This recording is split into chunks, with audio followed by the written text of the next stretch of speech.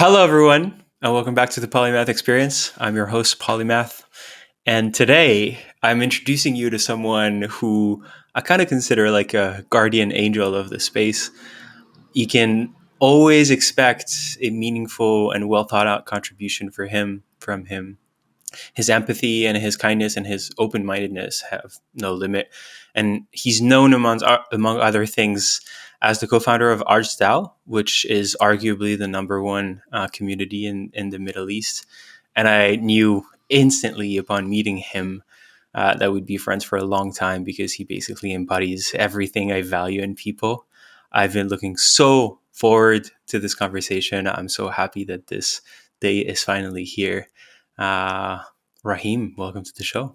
Well, thank you for having me. This is probably the most humbling intro I've ever had. So I really, really appreciate. I think those words were very grand and majestic. So I'm privileged to be here, and thank you for having me. The Polymath Experience.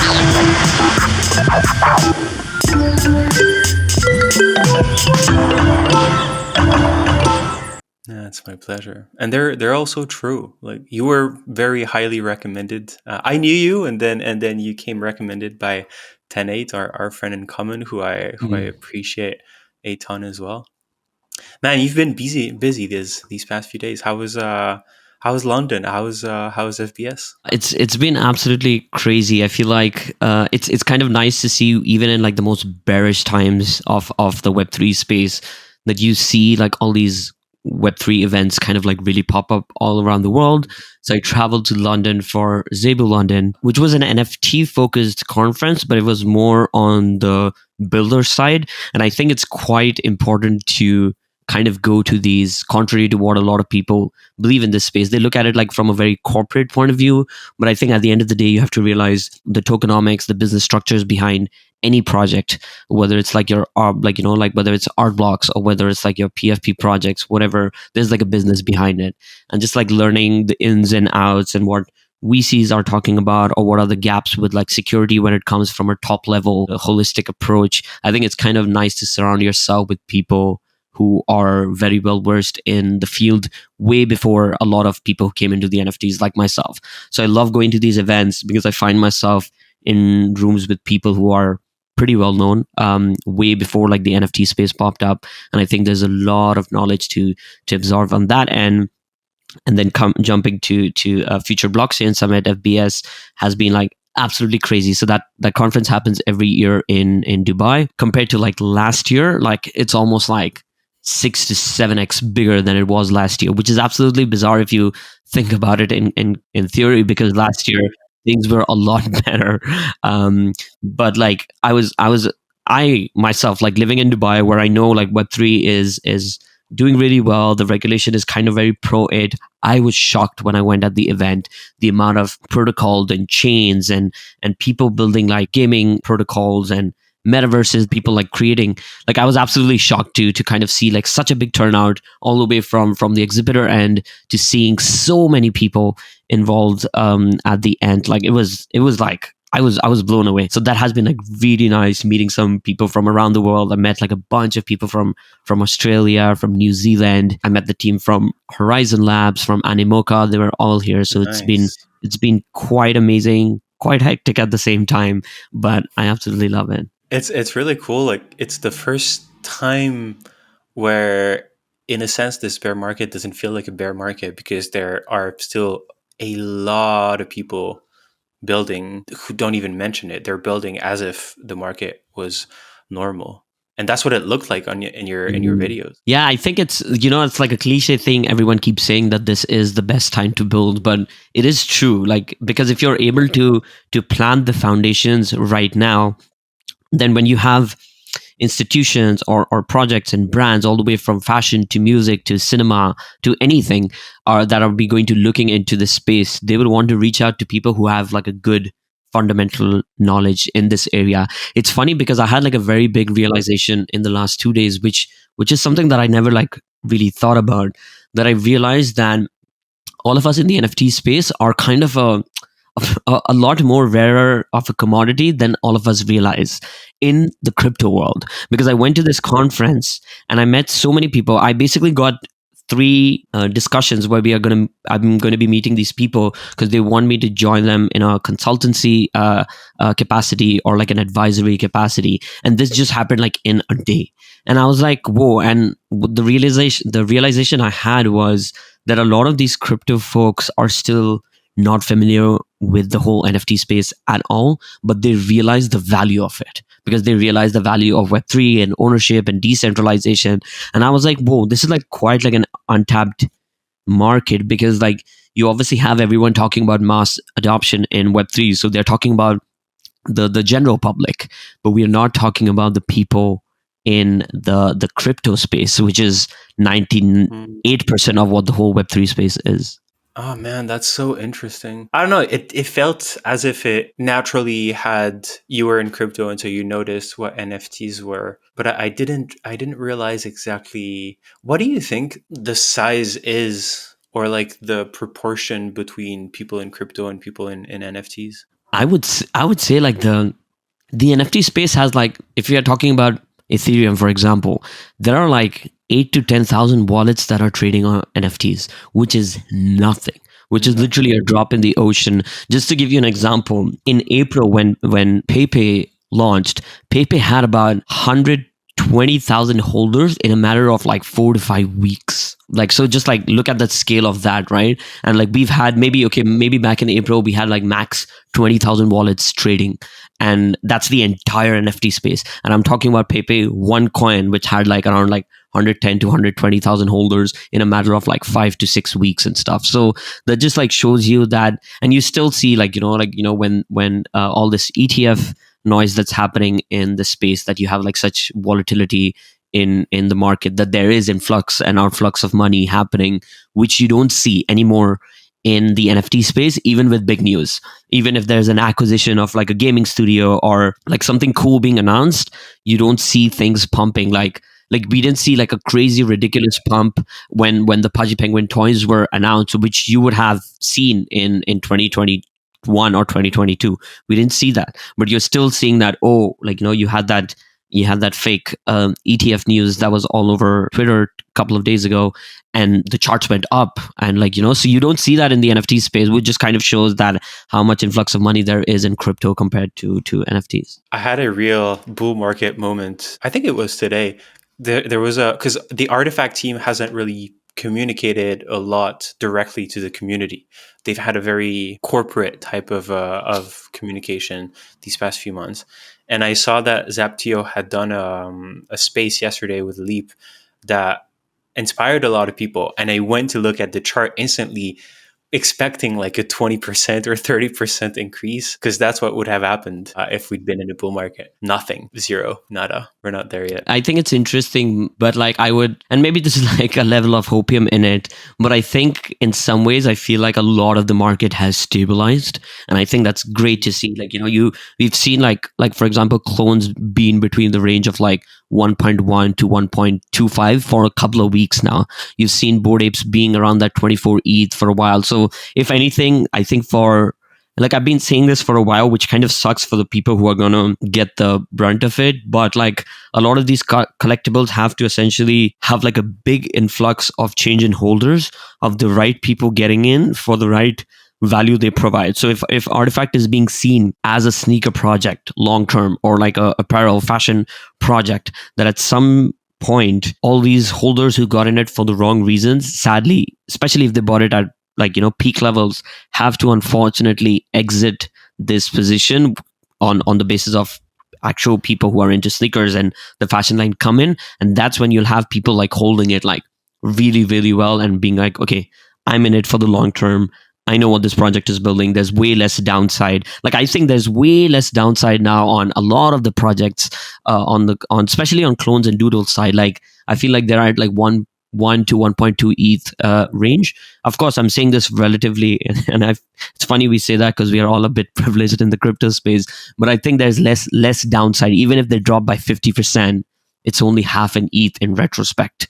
It's not as much as like, having lost like 97% of like all-time high, what we've already experienced from your Moonbirds to a lot of other Cool Cats and a lot of these other projects. So I think it's a pretty decent time to start, or at least be on the onset of placing your bets on who are the teams that you're looking at, I do agree that there's less downside. There's not too much downside in ETH, but I can't yet guarantee that there is not more downside, like more significant downside in USD values. I could really still see like a significant drop before we start to get back on track. What's your top three? What are the projects that you're eyeing at the moment that you think those are my bets for the next bull run? Some of my biggest bets for the next bull run is art. Art in general, I think, is the only space where, if we were like really being honest with ourselves, the only place where NFTs has solved a significant problem has been on the art front.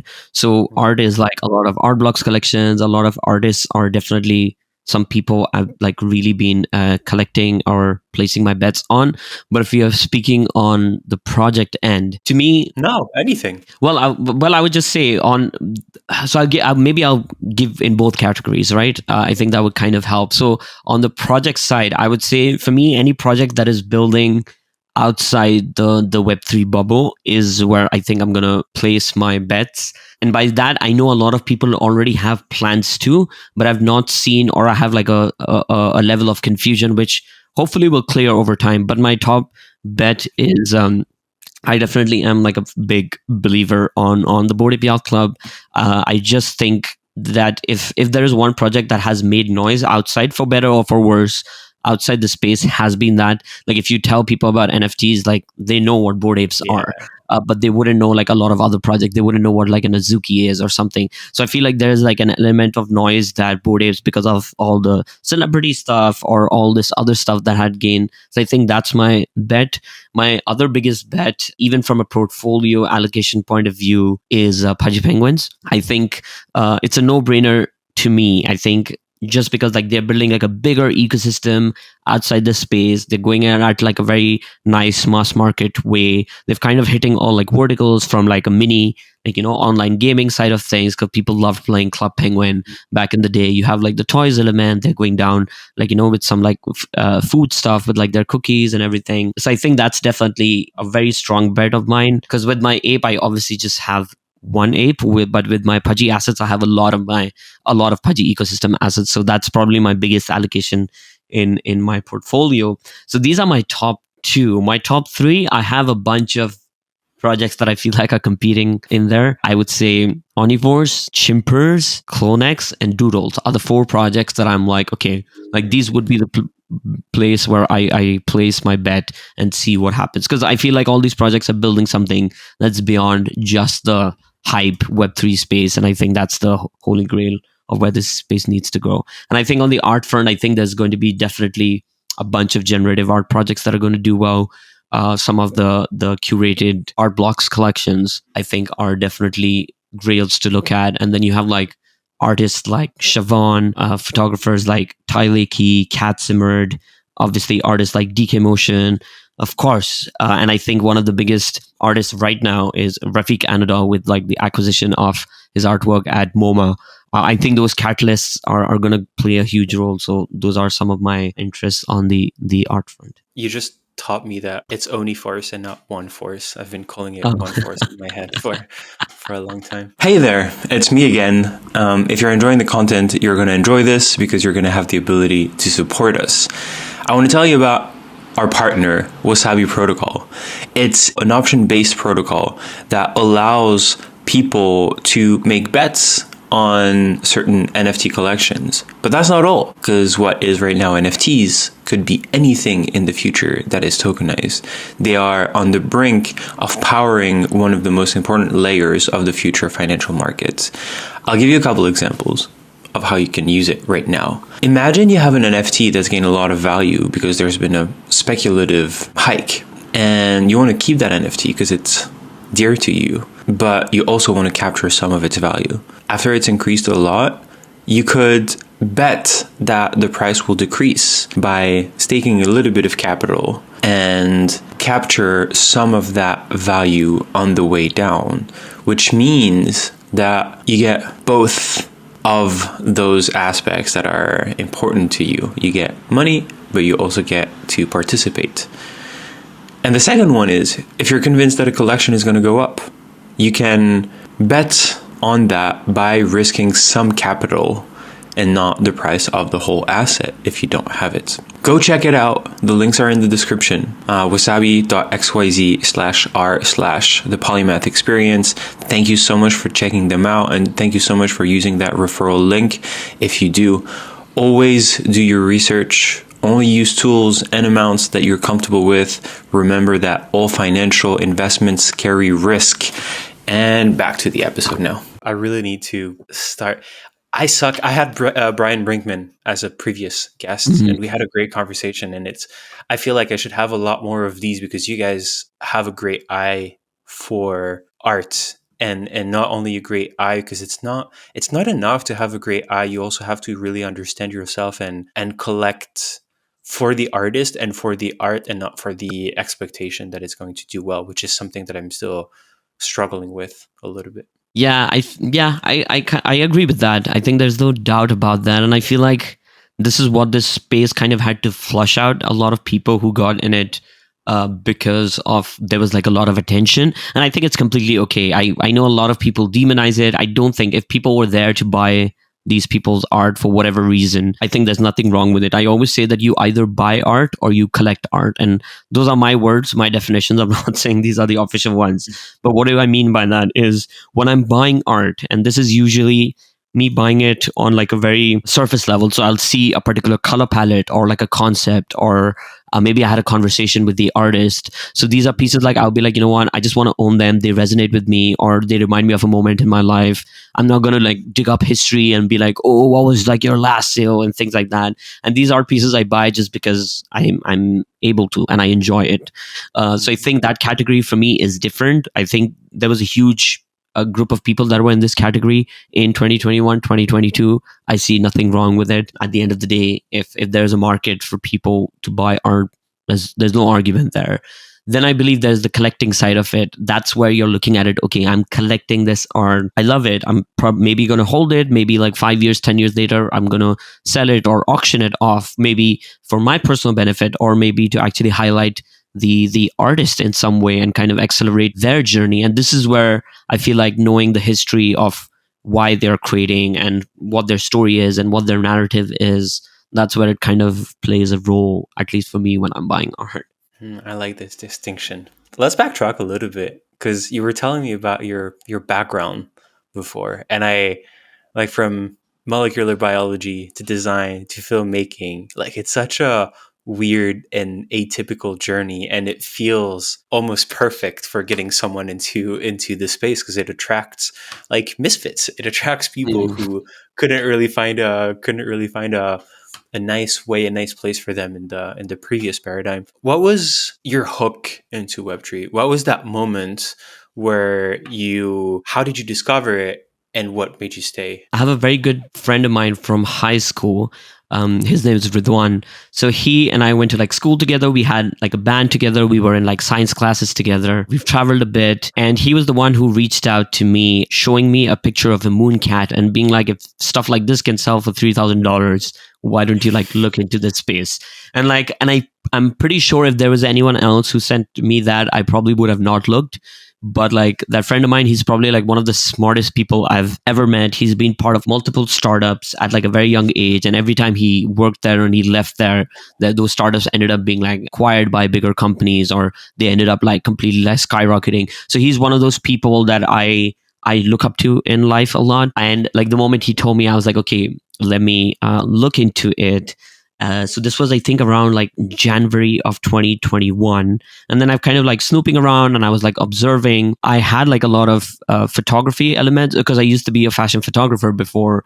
But I was still confused about what the whole model release is going to be around, about the rights, whether they're with the model or with me. So I was like, you know what, I'm not going to put out my photography content. I ended up putting some of my digital art out right around the time when the People sale happened. I think a week or two after it, and like suddenly, like, like people were interested in my art, and that was probably like, I can't even explain. I think it was one of the most beautiful feelings I've ever had in my entire life. And I say this because when I used to be a freelance photographer, people would always tell me that must be so amazing to work for yourself and have your own schedule and things like that, which it absolutely was. I've always enjoyed working by myself because I have like certain ethos and certain time management things, and or just like the way I like to work, which I'm able to control because it's just me there. However, there was an element at the end of the day, I was still working for clients, so I still had to meet deadlines or be like, hey, it doesn't matter if it's your best friend's wedding, we need this project done by like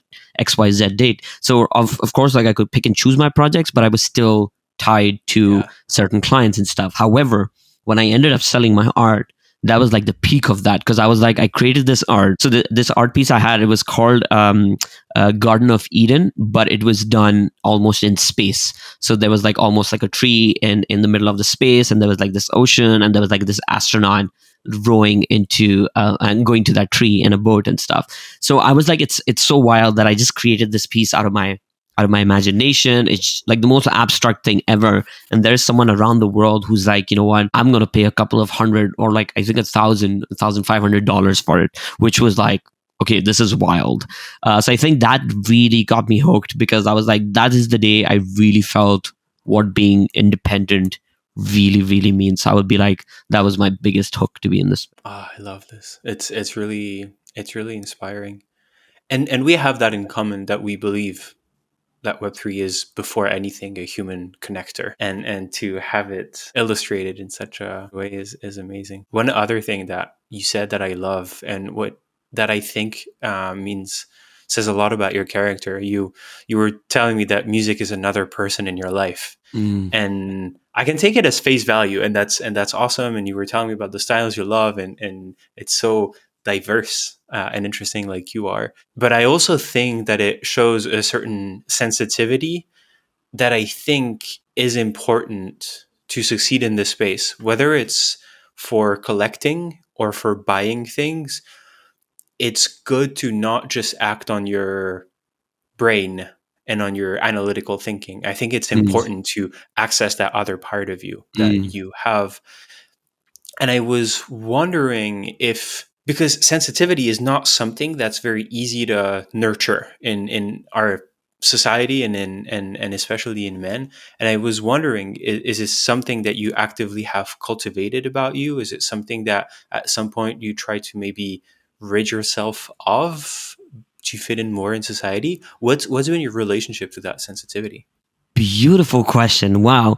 Uh, it, I think this is the first time ever someone, I think, has gone the closest to understanding when I say that music is a person to me, what it really means. And I think you're the first person to like really understand the depth of it. So I really, really appreciate that understanding and observation and this question. Um, so I feel like I've always had this in me to a certain degree. I've always kind of identified myself as a very empathetic person. I would also say that I have been very fortunate enough to be surrounded by friends and family from a very young age that helped me cultivate it, and especially when it comes to being a man, like, you have society always telling you the other way around. But I think growing up, I had like two of my closest friends were these two girls, and I think there was like a lot of my understanding of what emotion is, or what expression like really means, or what it is to be human actually came from them empowering it for me, and never asking me or expecting me to be something else. Whereas I had like a lot of guy friends who kind of would do that. So I think those two people kind of played like a very big part in my life, helping me to cultivate it. So I feel like in some ways it was always there, but like I had people to cultivate it. And of course, it's there are times where it's obviously not easy. People obviously love to put other people in boxes, so it has its own challenges. But I'm one of those people that I believe in being authentic to yourself, and I am very true to who I am. If people resonate with who I am, we would be like the closest of friends and stuff.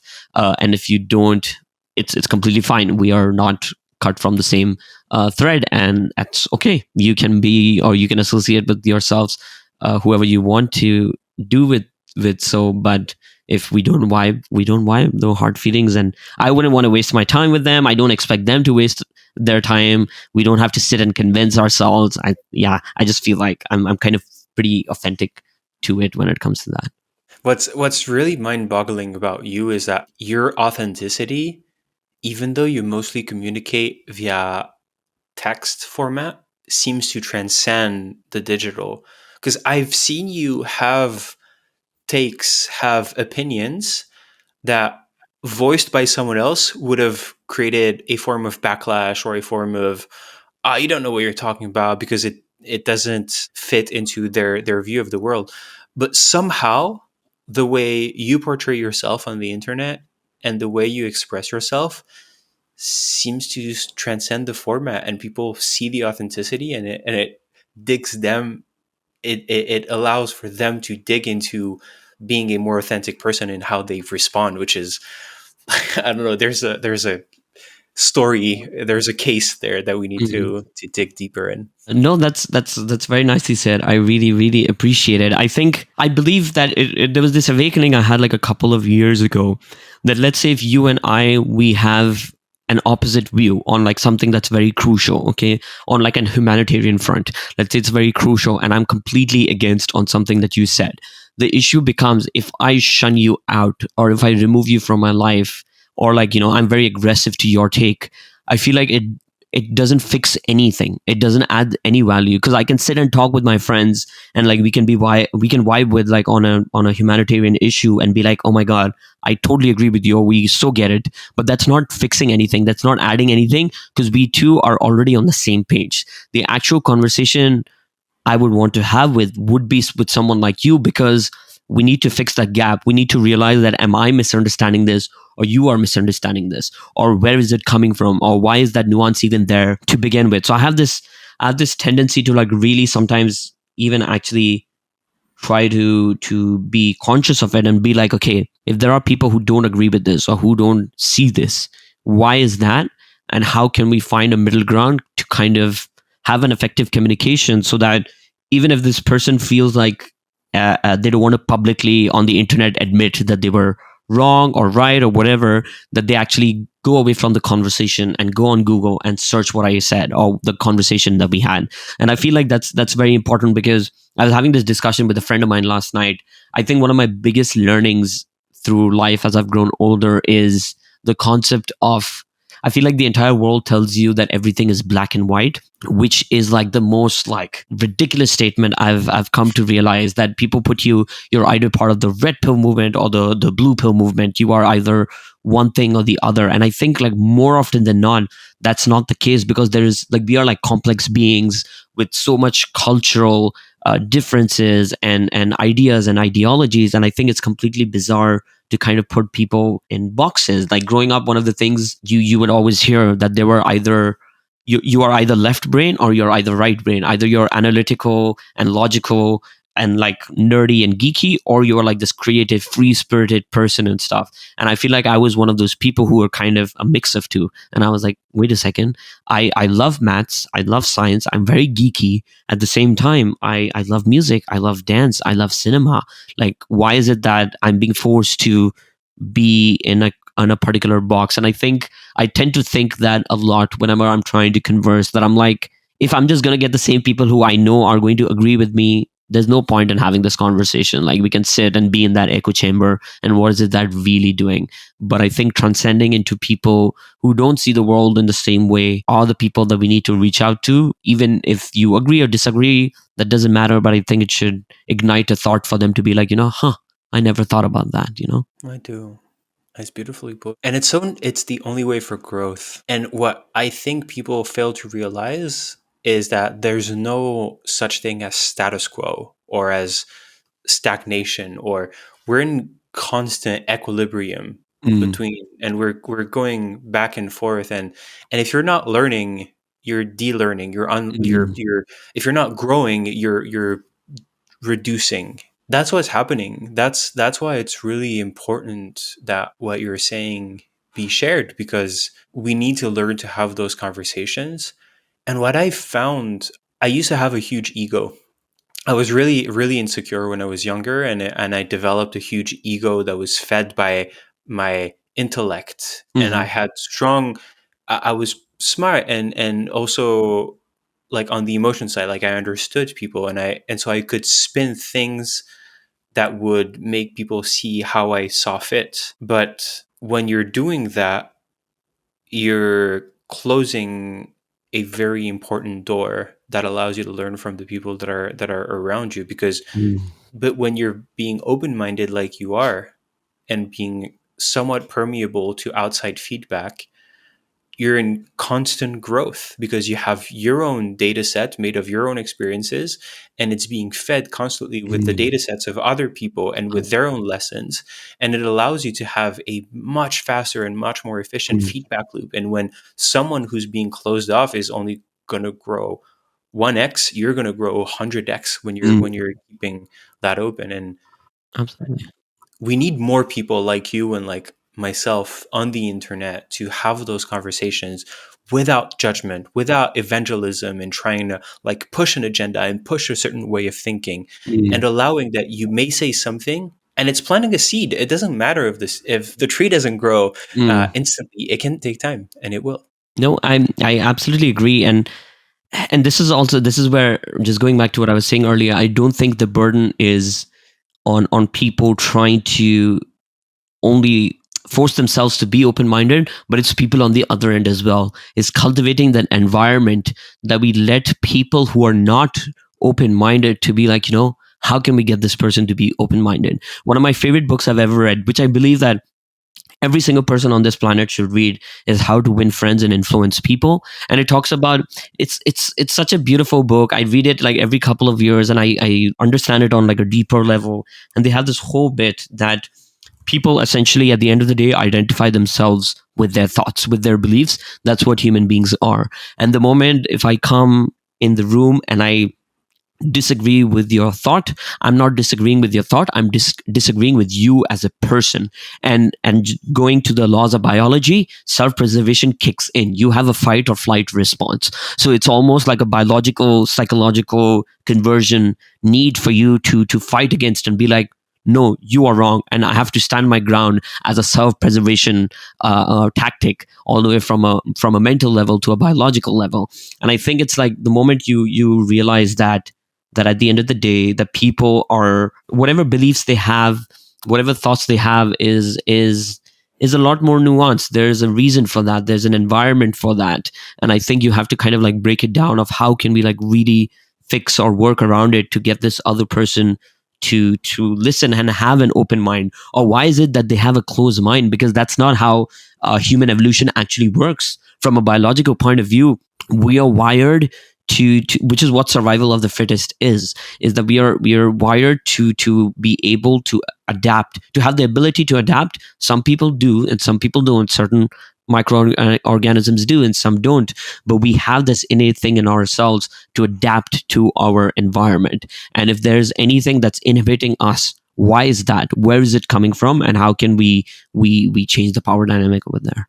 I think the issue is that love is not a big enough component of our socialization, because when you are loved within your home or within your social circles, when you're a child, you develop it from the inside. And so if I have deep self-love and you tell me that this or that belief that I have is not actually accurate, and that you tell it with love too, that you're not telling me, oh, you're an asshole because what you're saying is Mm. not true, then there's no problem.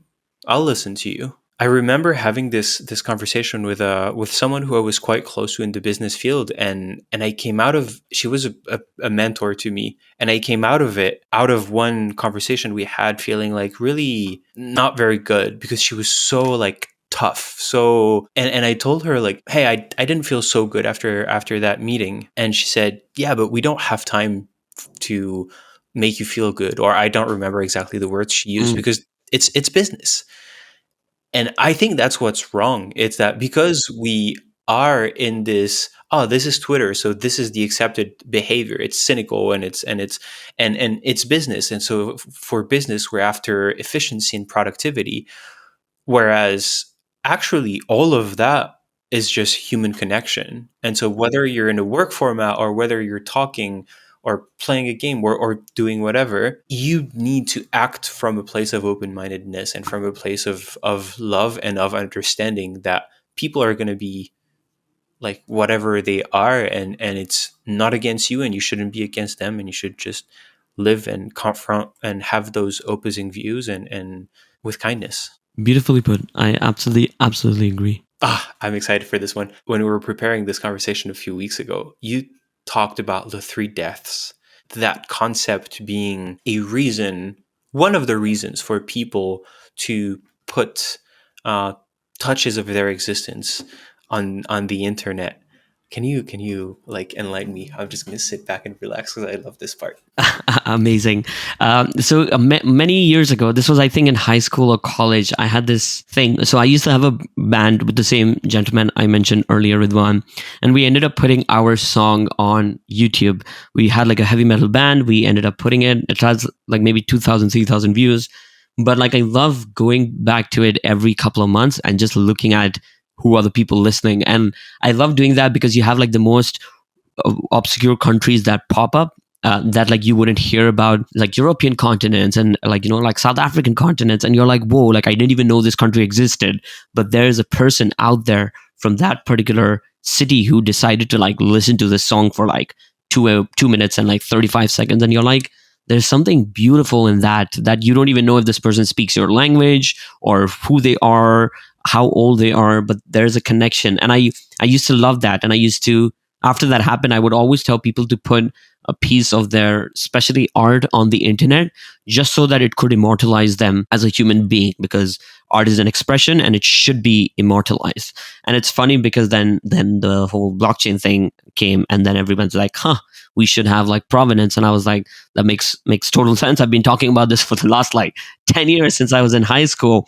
And then I came across this concept, which I heard it in a podcast or in a YouTube video. I'm not quite sure, but it was essentially talking about how there are in Mexican culture, you die 3 times in your life.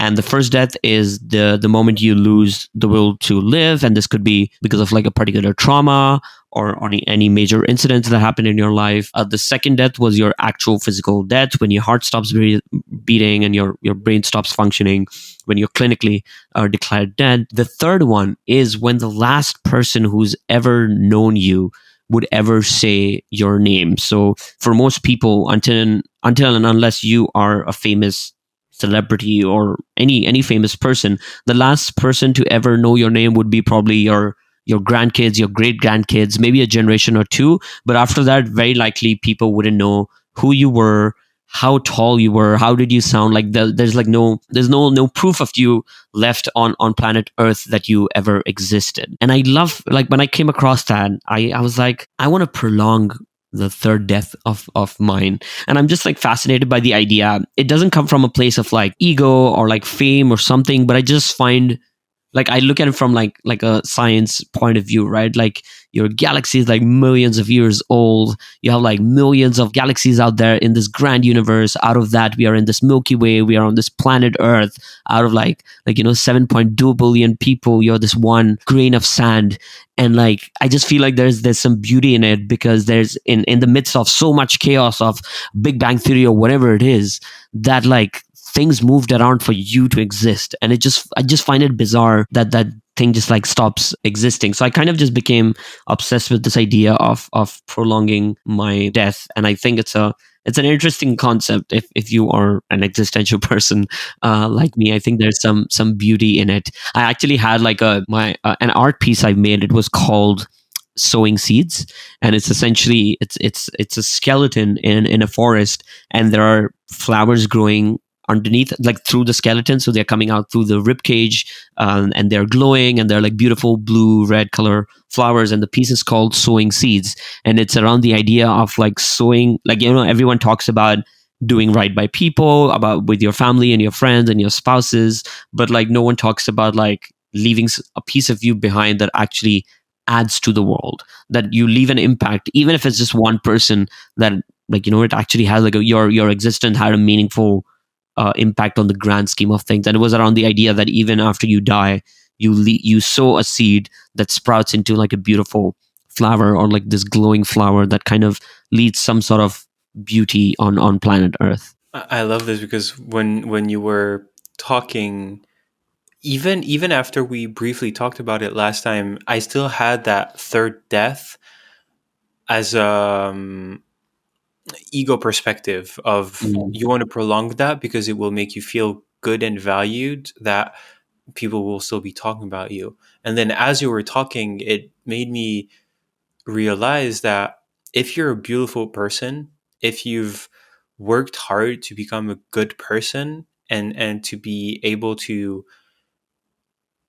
share it and to plant those seeds like you're beautifully describing, then it makes even more sense, even on a, like a evolutionary perspective, Mm. for you to plant those seeds. And what better soil to plant them on than on the blockchain? Absolutely, I absolutely agree. I've been going down the Balaji rabbit hole recently, and the network state, and in the book he's talking about, I don't remember exactly how he describes it, but blockchain is a basically tool for history, because any event that happens on the blockchain is going to be there as long as there is electricity in the world. It allows all of us to have meaningful impact, and for it to be recorded for eternity. And I loved what you were saying also in our conversations, because it touches back on that point that yes, there is blockchain as an objective source of history, but we still need basically the UI to interpret it. Mm. And you were talking about interesting like events that happen around some projects, and I wanted to see if you'd indulge me in recovering some of those and what that inspires you at the moment. You were talking about that, the fact that Doodles, for example, bought their IP from a holder, and that artifact chose something different. And I think that in the current that we're living in, there are events that will be talked about in history classes in 20, 50, 100, 200 years. What, from our perspective, can you kind of project these events will be that we'll still be talking about then? Great question. I absolutely love this. I think this is a very interesting insight I had when I was in London. So I was attending William Mapin, who's like the anti-cyclone artist from Art Blocks, his talk at one of the gallery exhibits he had for his new collection that's actually on auction right now.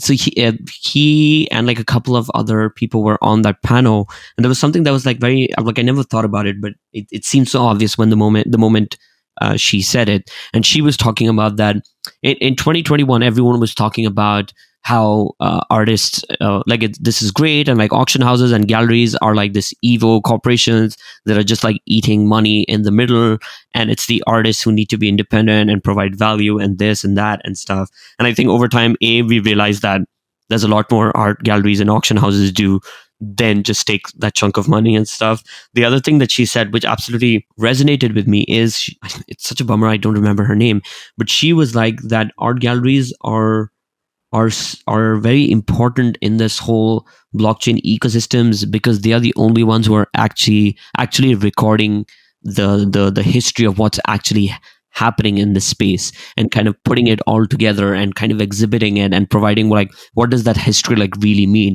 And I was like, whoa, that's a very beautiful way to put it, because you need these institutions to contextualize all of this, because like everything exists on the blockchain, everyone's individually owning that data, it's transparent, but you need facilitators in the middle to kind of contextualize all that independent information, otherwise that information doesn't mean anything. And that's how basically what like a lot of innovation in science is. You have your facts, but you take those facts and you take one fact and you mix it with the other, and then you come up with different theories, and then those theories are what like the rest of the world is dependent on. And I was like, that's a very beautiful way to put it. And stuff like like the recent acquisition of Rafiq Anadol's piece by Museum of Modern Art is a very great example why you need these moments, because not only are they recording and establishing a huge step forward in us moving into this digital realm, but it's also legitimizing it for other institutions and galleries. And I think this information is kind of very tricky and hard to find. Going back to just like what you were talking about, of how Doodles had like a different approach to acquiring their IP, and Artifact had a different approach, and Board Ape Yacht Club is actually doing it differently. It's We need institutions in the middle, whether it's media houses, whether it's journalism, or whatever, like creatively this can be organized in. But these people and these companies are valuable because they push a collective narrative rather than an individual narrative, and a collective narrative has in some ways a lot more weightage than singular people. Yes, you can have Drake talking about his music, and you can have Taylor Swift talking about her music, but music as a concept is a way bigger ideology. It goes from like crazy, like like a couple of like centuries, where people started like making like sounds in their civilizations with utensils, all the way to classical music, to what electronic music is today. And I feel like that history needs to be recorded and formulated by certain institutions who recognize, who put definitions. And it's such a thin ice to walk on, because this is also the moments things get messy, because then we are starting to put definitions or what history really is. In the normal world, we've had like, you go to the West and the West talks about the history of the world in a different way, you go to the East in a different way, but now you have an element of the blockchain that kind of proves history with an element of factual information, but you still need people to funnel that information that can be contextualized in a way more readable format than looking at blockchain transactions and being like 325th block matches with this person's wallet. And yeah, it's just like you need a lot more people in the middle to contextualize it on a UI and UX basis. I wonder if it would be possible to create a sort of historical layer to the blockchain. Because when you add up subjective perspectives, the more you add them on, the closer you get to objectivity. Mm. And that's what the wisdom of the crowd is. If you have a bowl of beans and you ask 1,000 people how many beans they think are in that bowl, you're likely to get close. Like by averaging their perspectives, Mm. you're Nice, likely to very get nice closer of to it. the truth. Yeah, it's a really really cool concept, and it's something that's I've started to use in my project management. Because if I have an idea of a concept and I push it towards people and I take in all of their feedback on it and make it evolve, I know that that concept is going to be a lot stronger and a lot more likely to find its ground in the market that is disconnected from my own subjective perspective. And I think that by combining the information that's on the blockchain, by having hundreds or thousands of people giving their view on an event or on a series of events, and then probably using an AI layer to transform all of those subjective components, I think you could end up with a thread with a Mm. timeline that could be very interesting and less biased than having someone tell a story. This is whoa. This is You've just blew my mind. I actually, whilst you were telling me this, I actually popped up my phone and I wrote the line that you just said of the more subjective opinions we have, the more we get closer to objective reality.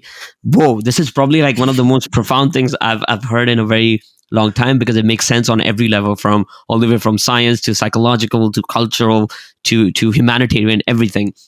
I think you're definitely on to something, because because like bias is a huge issue, and you usually see this in a lot. Like I always talk about, like Dubai, for example, is a city that's like so different to the rest of the world, and its biggest if there was one reason why I say it's different to every place in the world, it's just because it's a 30 to 40 year old city, and majority of the city didn't exist because of that. And just because of that reason, the nuances of what culture, what history, what the type of people they are that are here, or what racism actually would mean over here, or what like certain practices would mean, or what culture really is so different over here to the rest of the world, or how in the rest of the world, because every world has had a history with a particular civilization of a particular religion or a particular race or something. But Dubai is one place, because it's such an early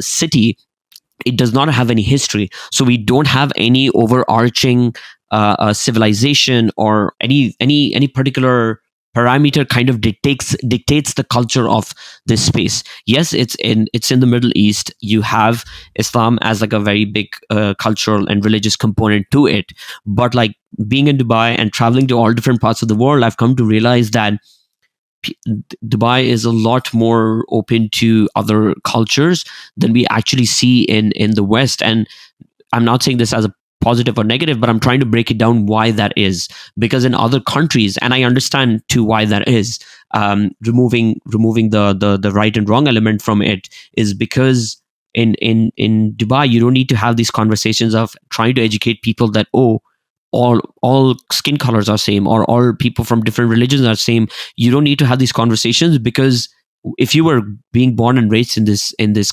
country, you were already exposed to that at the age of 4. When I was like in school, in kindergarten, I had people like who were Arabs, I had people who were like Americans, I had like, like I had white friends, I had like black friends, I had like people who were from China. So you had people from all around the world, where like we celebrated every single culture, whether it was Christmas, whether it was like Ramadan, whether it was St. Patrick's Day, whatever it was. That was such a normal that even Dubai, like the Burj Khalifa, like you'll see that they celebrate everything. They'll wish everyone Eid Mubarak on the Muslim holiday. They'll wish Merry Christmas. They'll wish Independence Day to like different countries around the world.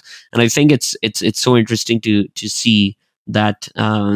Just coming back to what you were saying, because I went down a crazy rabbit hole, is having that different subjective opinions lead you to get closer to the objective truths. Beautifully put. I absolutely love it. I'm glad you do. Man, Dubai is such an interesting subject of conversation because you don't get any neutral perspectives on it. No one has a neutral opinion on Dubai. People love it or they hate it and what it represents. Every single person who lives in Dubai that I know loves it, has nothing but praise for it, loves living there, loves what it does. A lot of people who are outside of it don't. And I man, it's so tricky because like there are things happening in Dubai, around Dubai, that don't really fit with my personal values, and there are other things that I find so appealing and attractive because there's a population of people that every single person who talks highly of Dubai is someone who I highly respect. And so it's hard to find the, because it's shaping up to become a very important place for Web3. How do you view that unfolding? It's very fascinating because just to your previous point, I follow this gentleman on YouTube called Anti-Profit. I don't know if you've ever seen his content, but he's a super interesting guy. Anti-Profit. I would advocate to check him out. I think he's probably one of the smartest individuals I've ever come across in a very very long time. And his whole idea is that his goal of his entire YouTube channel is not for you to change your mind or be part of the red pill or the blue pill movement, nothing like that. He's like, I want you, there's a beautiful video, he explains it, and even in the video, the way he explains it, it's so eloquent, where he talks about that I want you to either have a realization that your views are wrong, or I want you to double down on what your views are, so that when you're trying to convince other people, instead of just screaming at them, you can actually come and tell them why you believe in that from an acceptance point of view. And I love that. And he's pretty interesting because he's also someone who likes to be anonymous, and he wears this beautiful white mask while doing all of his videos. So he's like, I don't want the fame around it. But so I find that fascinating, obviously, because in Web3, a lot of people like to be anonymous. But just coming down to the Web3 side of things, I definitely think like there's so much scope for Web3 in rest of the world, not just in Dubai, especially outside the North American continent. And I say this because like you look at it, like all the big tech companies, from Apple to Tesla to like Google or any of these big tech giants, and they all came from the West. And one of the reasons was that for a lot of decades earlier, they started getting onto the path of educating themselves and building better cities and building better education systems that all funneled to having a bunch of like really smart people build really smart things. I guess we leave on to how they did it in some ways. But one of the reasons that a lot of other countries in the West, in the East, weren't able to do that because they were still recouping up from colonization and regimes and a lot of other issues that have existed with the world history. And it's only now that a lot of countries in the world have become stable, have become independent, or have had enough resources from other countries and themselves, all the way from agriculture to money to tourism, where a lot of countries have the ability to build things now. However, they have been behind North America just because they were late to the game for a lot of like the internet related things. But like with Web3, you have all of a sudden that because this whole technology is so new and people who are building Web3, essentially crypto people, are scattered all around the world, that all of a sudden this is not centered around that, okay, these companies or these brands or the next big chain or next big product can only come out of the US or Canada or any of the Western centric countries, that it's all come down to merit. Because history, and when it comes to art history, everyone talks it from the lens of Europe. When it comes to tech history, everyone talks it from the lens of North America. But these things don't have to necessarily be so centric around a particular bias. And going back to what you were talking about earlier, that I think with Web3, you can have people from the Middle East, from Asia, building things. And Dubai, kind of in the last 10 years, having born and raised here, I've kind of observed they kind of focused a lot on two things in the last 10 years. A lot is A, tourism, and B has been tech. And with them realizing the potential of what Web3 and decentralization and transparency can do, they've been doubling down on it a lot. And I would say there's an element of religion and culture also in it. And I'm basing this off of no fact, but I'm just saying this as an observation, because the Islamic culture is very much about, is when I used to work as a freelance photographer, some of my favorite clients used to be Emirati people who are like local to Dubai. And the reason I loved working with them is because a lot of their work culture comes from their religion. And in religion, it's they believe that, let's say if you worked for a project of mine and I owe you money, if I keep this money with me, it's forbidden money. It's like it's wrong for me to keep this, and I'm going to be punished for it. And I have to give you this money as soon as I can. Otherwise, it's wrong for me to keep it. So I would have clients. I would have all these other clients from rest of the world who would make me chase for money for weeks and months. And whereas when I worked with like people from this region, I would finish my project today, and they would literally pay me the next day. So I think there's this whole ideology in its essence about transparency and honesty that comes that is there in the culture, that kind of, and this is something that's coming to me as I'm speaking to you, that I wonder this plays a big role in it, because there's a lot, and like blockchain is obviously about the same two things, that I wonder one of the reasons it's being adapted so much in this space is because there are some ethos of honesty and transparency and giving power to the individual people more, because of the religious and cultural belief of this region and stuff. Whoa, this is a quite an interesting realization I had while speaking to you.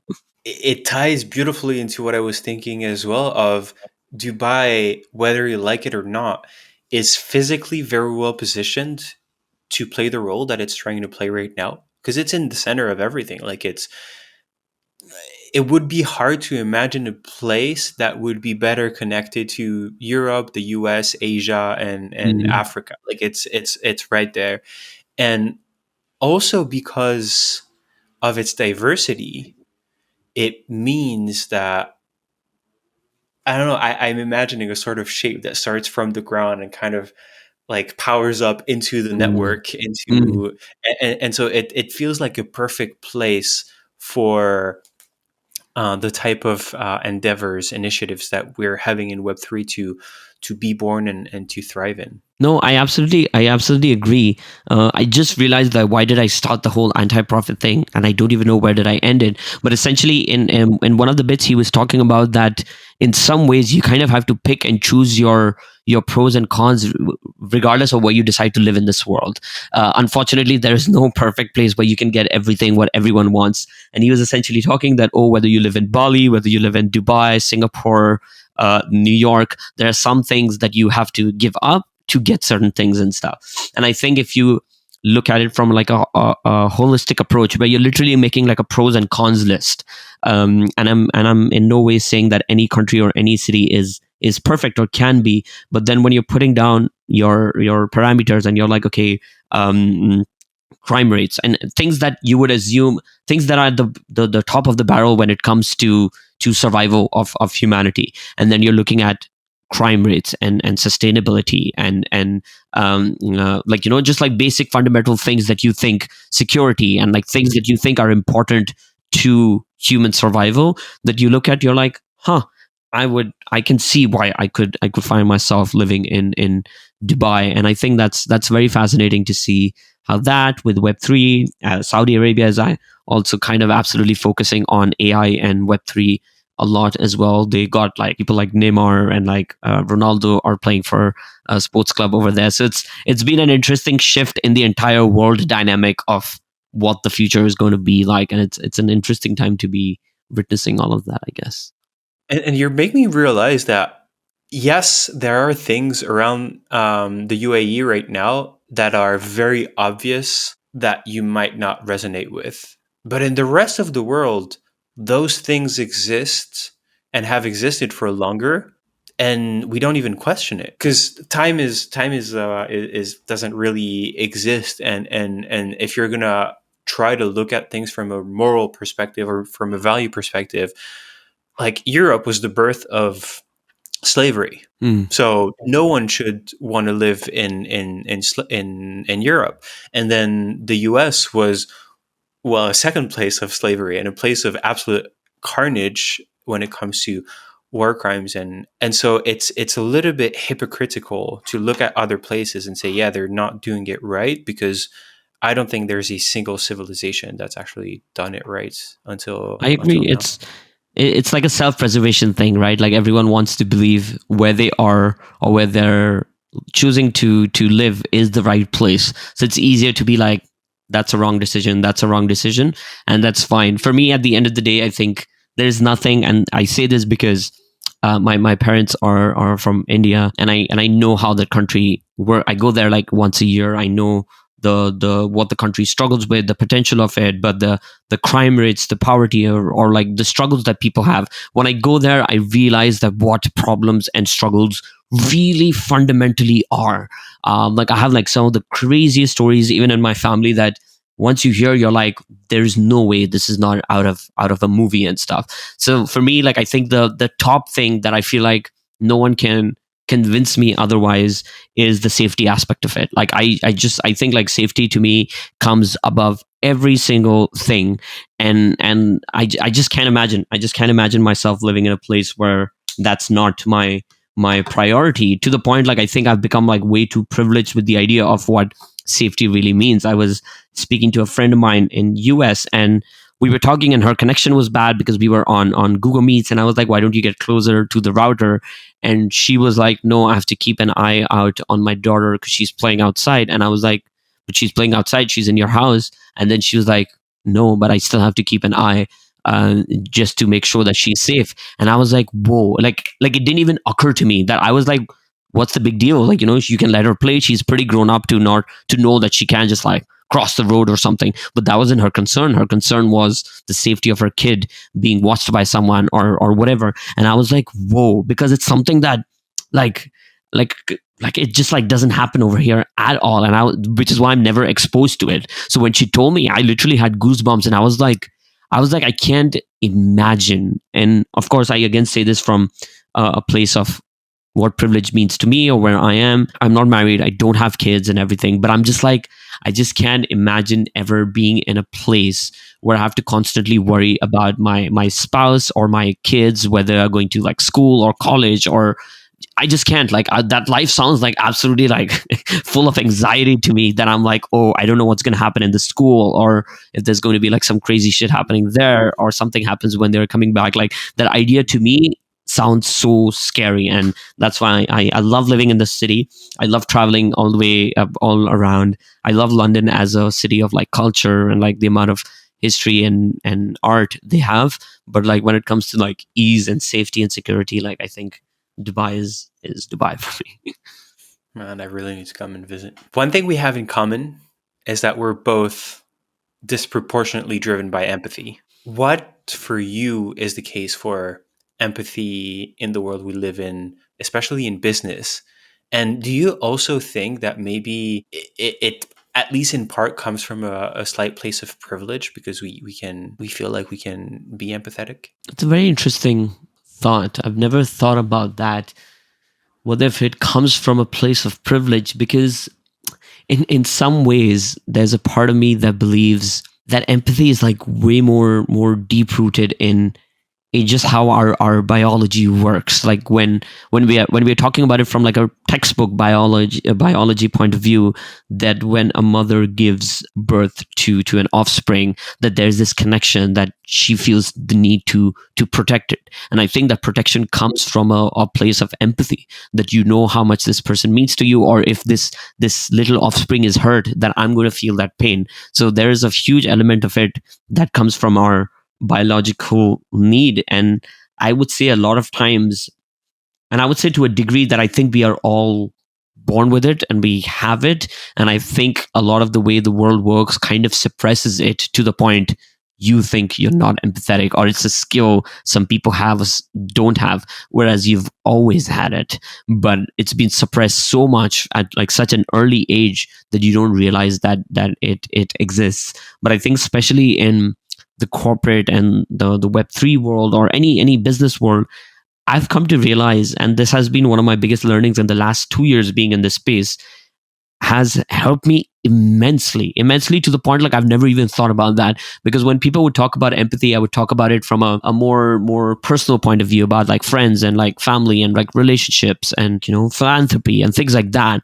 But it's only when I started building in as a company in this space, because I don't have a business background. I don't have like, I'm not like as familiar with a lot of things with the finance world, with the accounting world that other people do.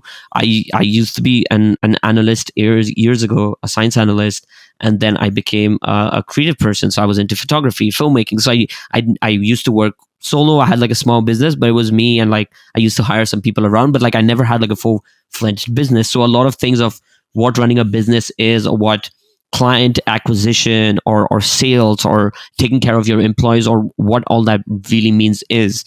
However, over the course of period, I've realized that I've had like a lot of people who would ask me, even it has been in my company and like sometimes in the people I've spoken to, where they would have like an opinion about my way of being in the professional world, and be like, it's absolutely crazy that you are so good at business development or managing the customer expectations or things like that. And they would be like, it's crazy because this is something that shows that you have a lot of experience. And I find it absolutely wild, because I'm like, I actually don't have any experience. To me, all of this comes from a place of like empathy of what if someone is buying something, or if someone is investing their time or effort, what would they want, or how would they feel as a consumer or a customer or a community member if I were there in that space. And I find it like absolutely crazy that there were so many moments I would be like, where people would be like, oh, like you really know your stuff, or you're really smart with this. And I would have like a moment of imposter syndrome at its peak, because I'll be like,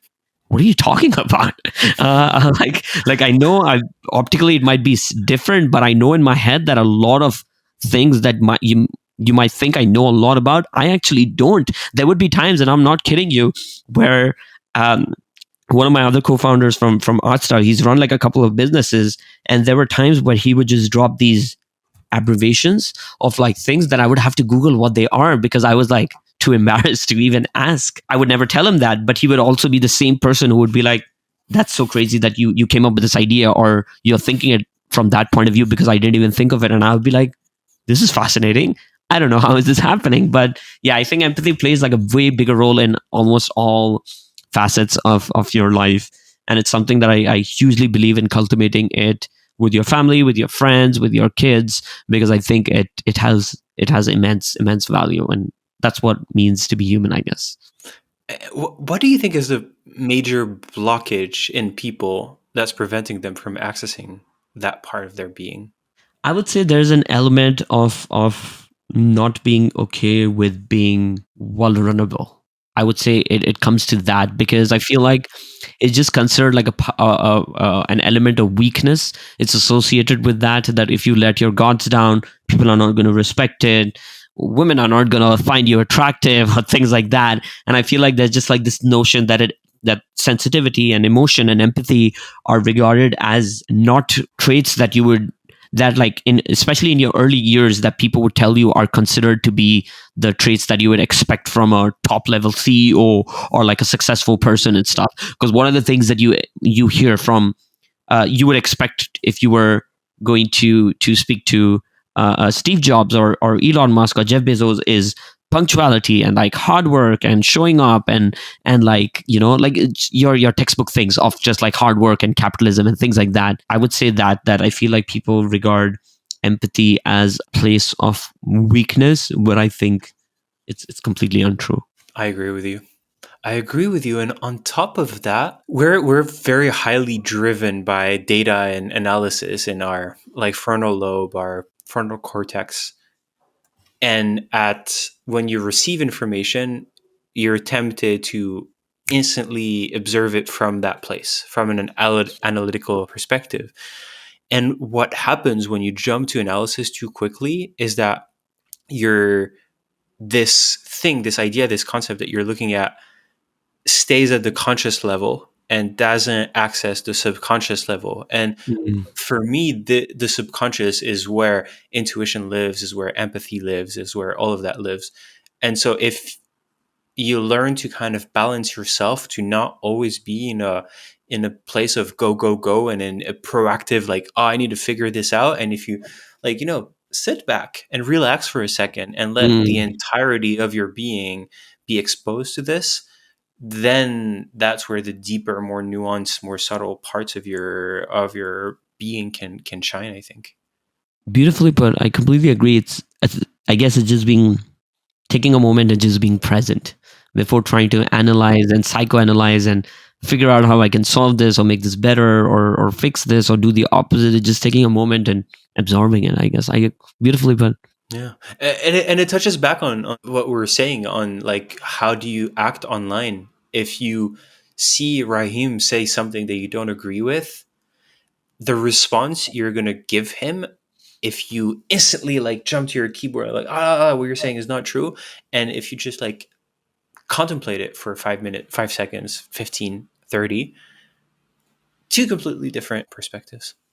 Anyways, we went a lot farther than I imagined we would go. One of the things that we talked about that kind of struck me is I almost had started to see CC0 as something that didn't have anything to do with business. That was something that was more about art. And for me, until we talked, Moonbirds had made a mistake in making their project CC0. But you seem to disagree because when you talked about IP, you saw it as a very sound, it seemed, way to go about it and to approach it. And I'm very intrigued to learn more. So I think, and this just goes back to like a statement I made earlier. I think it's again not CC0 or not CC0. Those aren't the only two conversations we should be having. And this is why I would say there's an element of it I agree with it, and there's an element of I don't agree with it, especially when we are talking, let's say, with Moonbirds as an example. And the reason I say that is I was just in a space earlier. They were talking about Yuga Labs acquiring CryptoPunks, and they were like, there was a particular gentleman, and he was like, I've read the fine print, and it says that Yuga Labs owns the creative copyrights to CryptoPunks, and they've given licensing rights to hit holders. And I saw a bunch of people putting thumbs down on the Twitter space.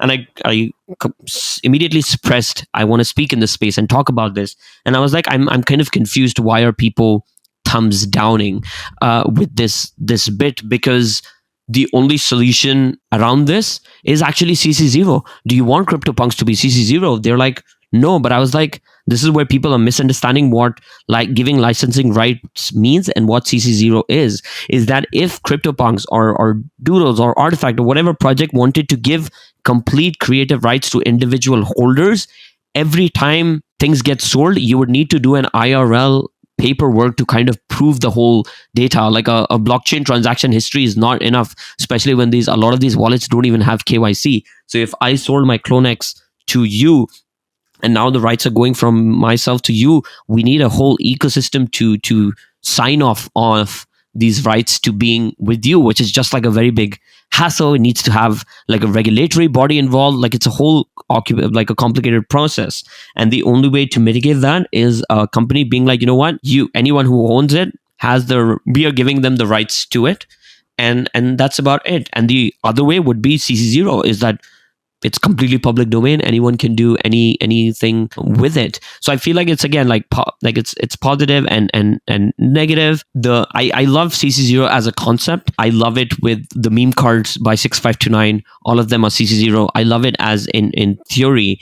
I think with Moonbirds, the issue is there are certain optics that people had or expected by them creating their artwork in a certain particular way, because everyone thought like a PFP project is around IP, because you're creating this character, it has traits and it has eyes and mouth and whatever. So I feel like that's where the gap really came about. I personally never got into Moonbirds.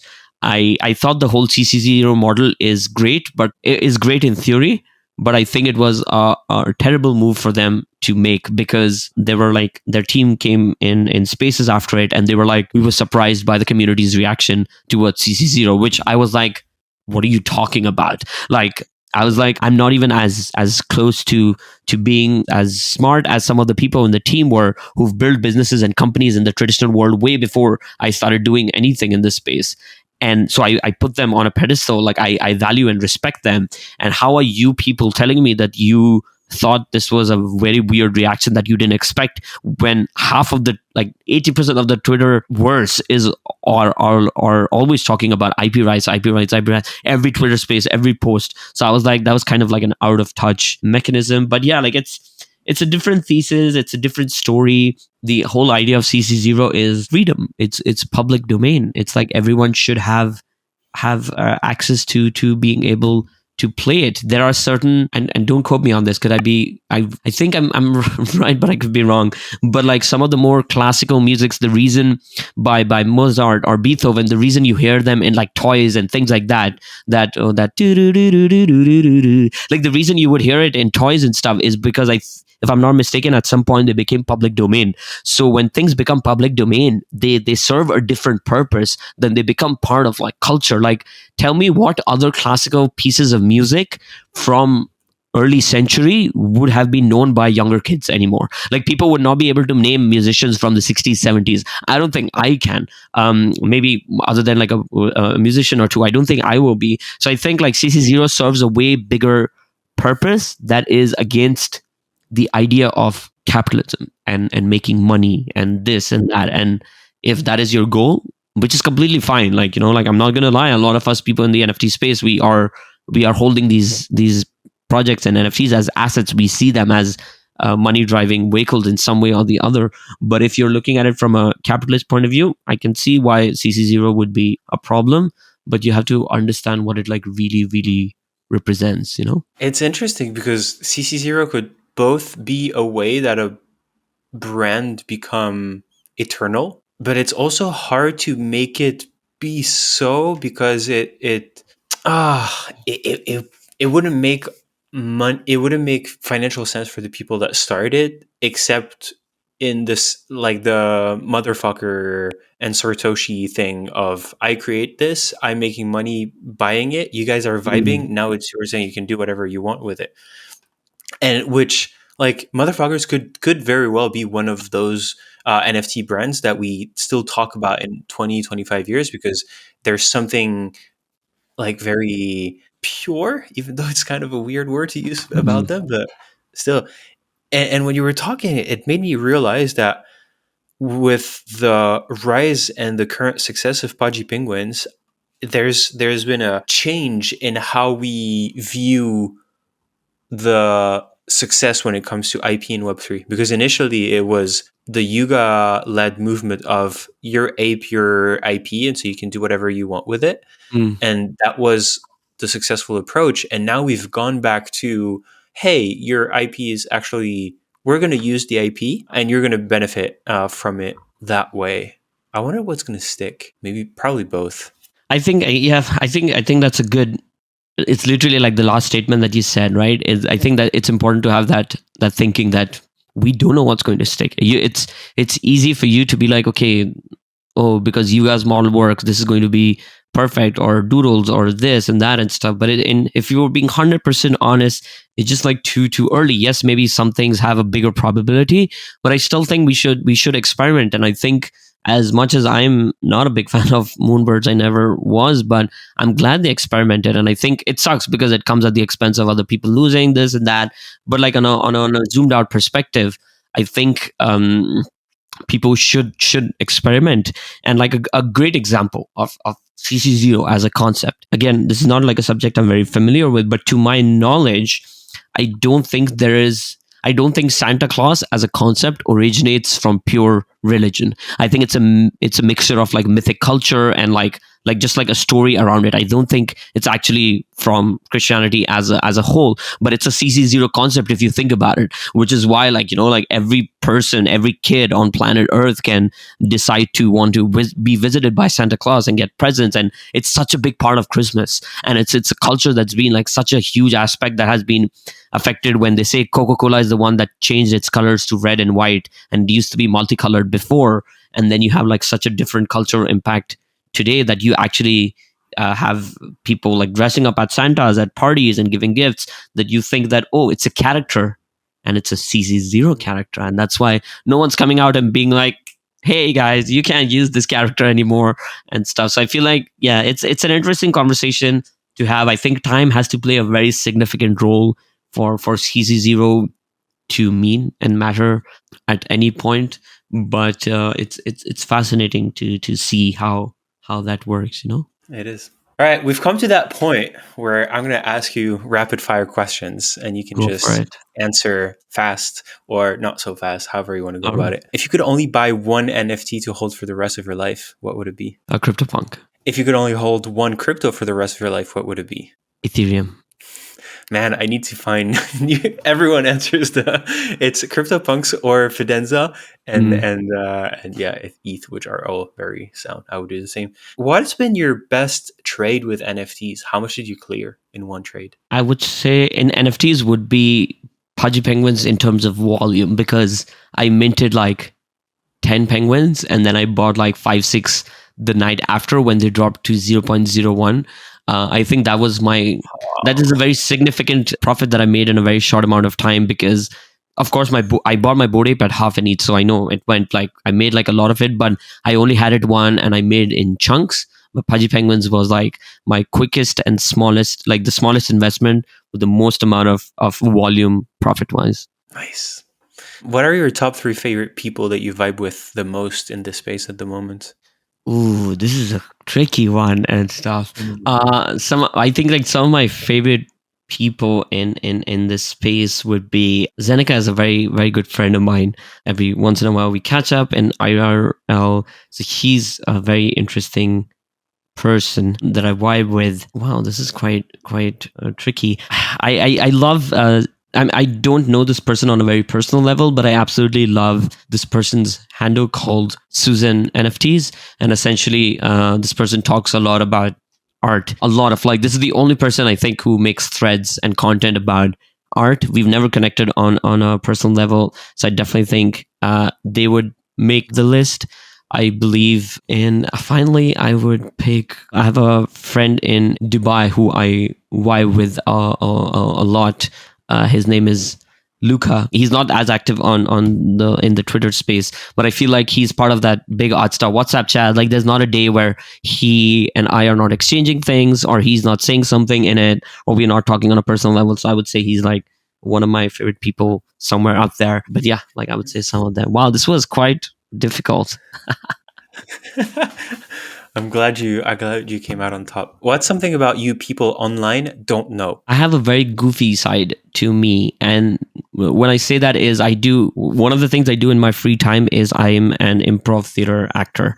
So I'm doing like the most silliest things. I have like shows every Wednesday. I had one last night as well. And improv theater is 1 minute you're a 90-year-old man, and like sometimes you are a talking ostrich or whatever, or like you're like a hairstylist or whatever. And I there's like a very goofy side to it, because obviously improv is at in some ways it's exactly who I am as a person, of because improv relies on the idea of being present, being in the moment, and just being for what this moment is, letting go of who you are, what your beliefs are, what do you think right or wrong is, and just being present. So I think that there's a whole goofy and silly side of me that I have that I feel like a lot of people don't know. I have gotten a comment or two where certain people, until they met me, they thought that I was a very serious person because of my content or the way I speak and stuff. So they were quite shocked that I was like such a different person. So I would say that I don't think a lot of people know how goofy I am, because I do like at the improv theater we do cartoon voices. So I do voices, I do like different accents and stuff, which is as goofy as it gets. Oh, that's so cool. When I'm in Dubai, I'm coming with you to improv class.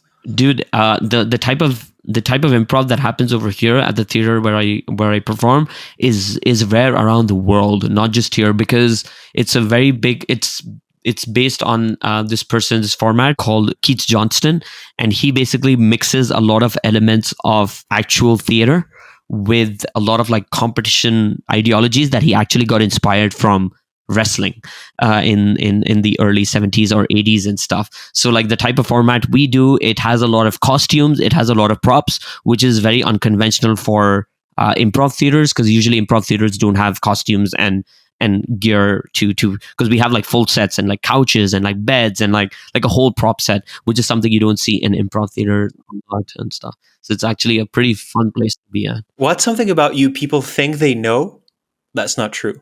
I think sometimes I come off as a lot more knowledgeable than I really am.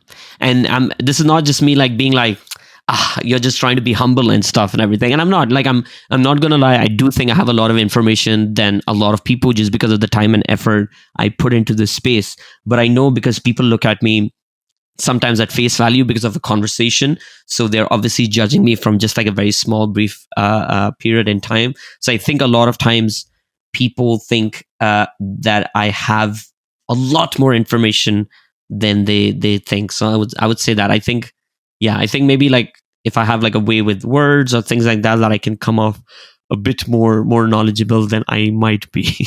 Well, I can't believe it's taken us an hour and a half, and we're only just getting to the actual Web3 stuff. So it's if you need to, like, if you have a hard stop later, or if you're getting I have tired, time. you let me know. Yeah. Yeah. I can't believe it's been an hour and a half. I've heard about ArtsDAO for a long time, like long before I met you. I think Cool Kong is his name, right? Cool. Cool Kong. You have a Yes. Cool Kong. Yeah, I think he and I had a few interactions, and that's how I came to know about it. How did it start? Like, what was the origin story for it? How did you find yourself in that position for it to happen? Oh, the origin story is actually very nice. It's a very unique story, actually. So in August of 2021, I was buying an artwork from this girl named Laura from Latvia, and I was basically bidding on a piece of hers on Foundation. I believe at that point she was called NFT Car Girl. I think now her handle is Cartist, like car and artist. And I got into essentially a bidding war with this gentleman. You know her? Yeah. I was following her way back. Yeah. So I essentially got into a bidding war with like a particular gentleman on it. And then I ended up, after like 4 or 5 bids, I ended up winning the piece. And this person texted me and were like, congratulations on winning the piece. He was like, oh, you're in Dubai, we should meet up. And I was super stoked to hear that, because in August of 2021 I didn't know anyone in real life in Dubai who was into NFTs. Everyone was still from the West. So I was like, yeah, let's do it. Oh my God, I'm super excited.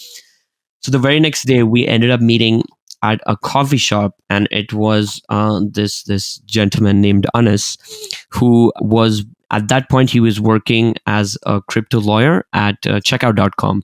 And he had like a podcast in the crypto space. He was in crypto for a couple of years, but he was just like dipping his toes into NFTs. And at that point, I had gotten a bunch of NFTs from, I remember, Cool Cats, and I don't know if Budget Penguins were launched, but I remember having Cool Cats, Wicked Craniums, Bored Apes, and things like that.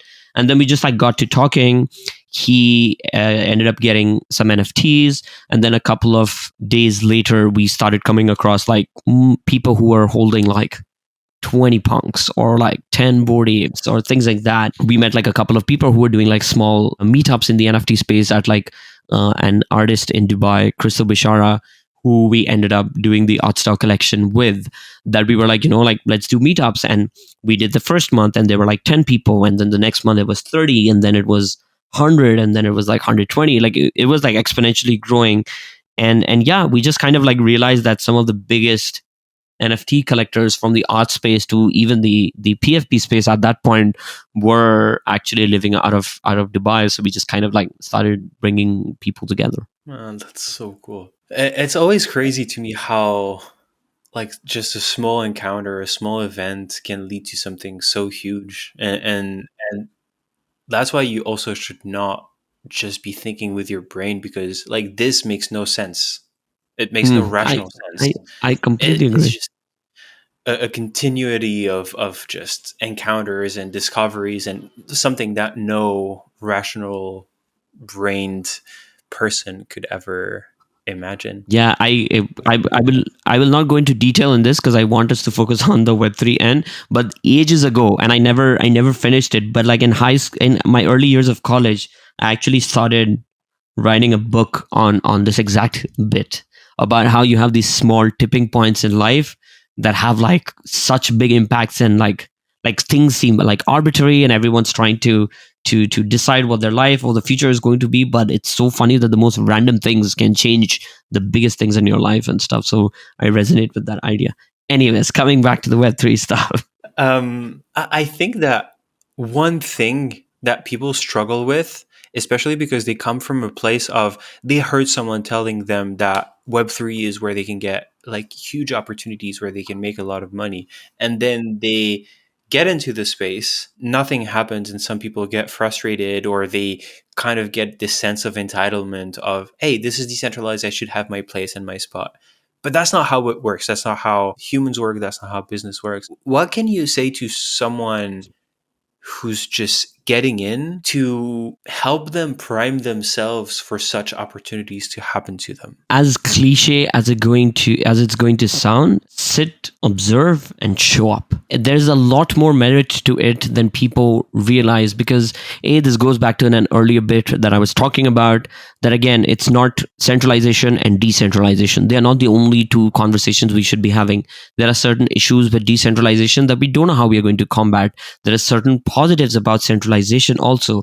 How are these pieces coming together? How are there certain projects that are actually, majority of the projects are actually a blend of both? How does that whole thing work? And especially, so I think in general, there's a lot more nuance to almost everything in life. Just don't look at things from a face value. But that sounds like a bit more generic advice. But the reason I think it's more apt in this space is the other element is that everything is so new in this space that the rules are changing like every 2-3 weeks.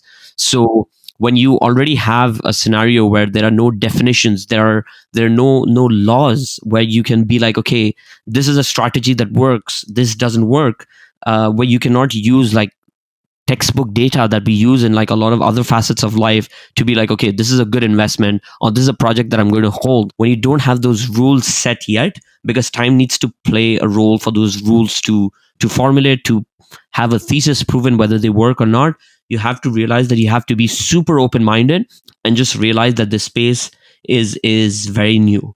Because a fundamental concept for people to always remember is there are whenever there's something new comes, there are two ways to look at it, right? Your one is you are early in it, and you have pros of being early in it, grow a business, build a company, make a lot of money. However, that comes with challenges of not knowing what the rules are, how this is going to work, what the regulation is going to work, what are the problems that are going to happen with this, because there's no history and data.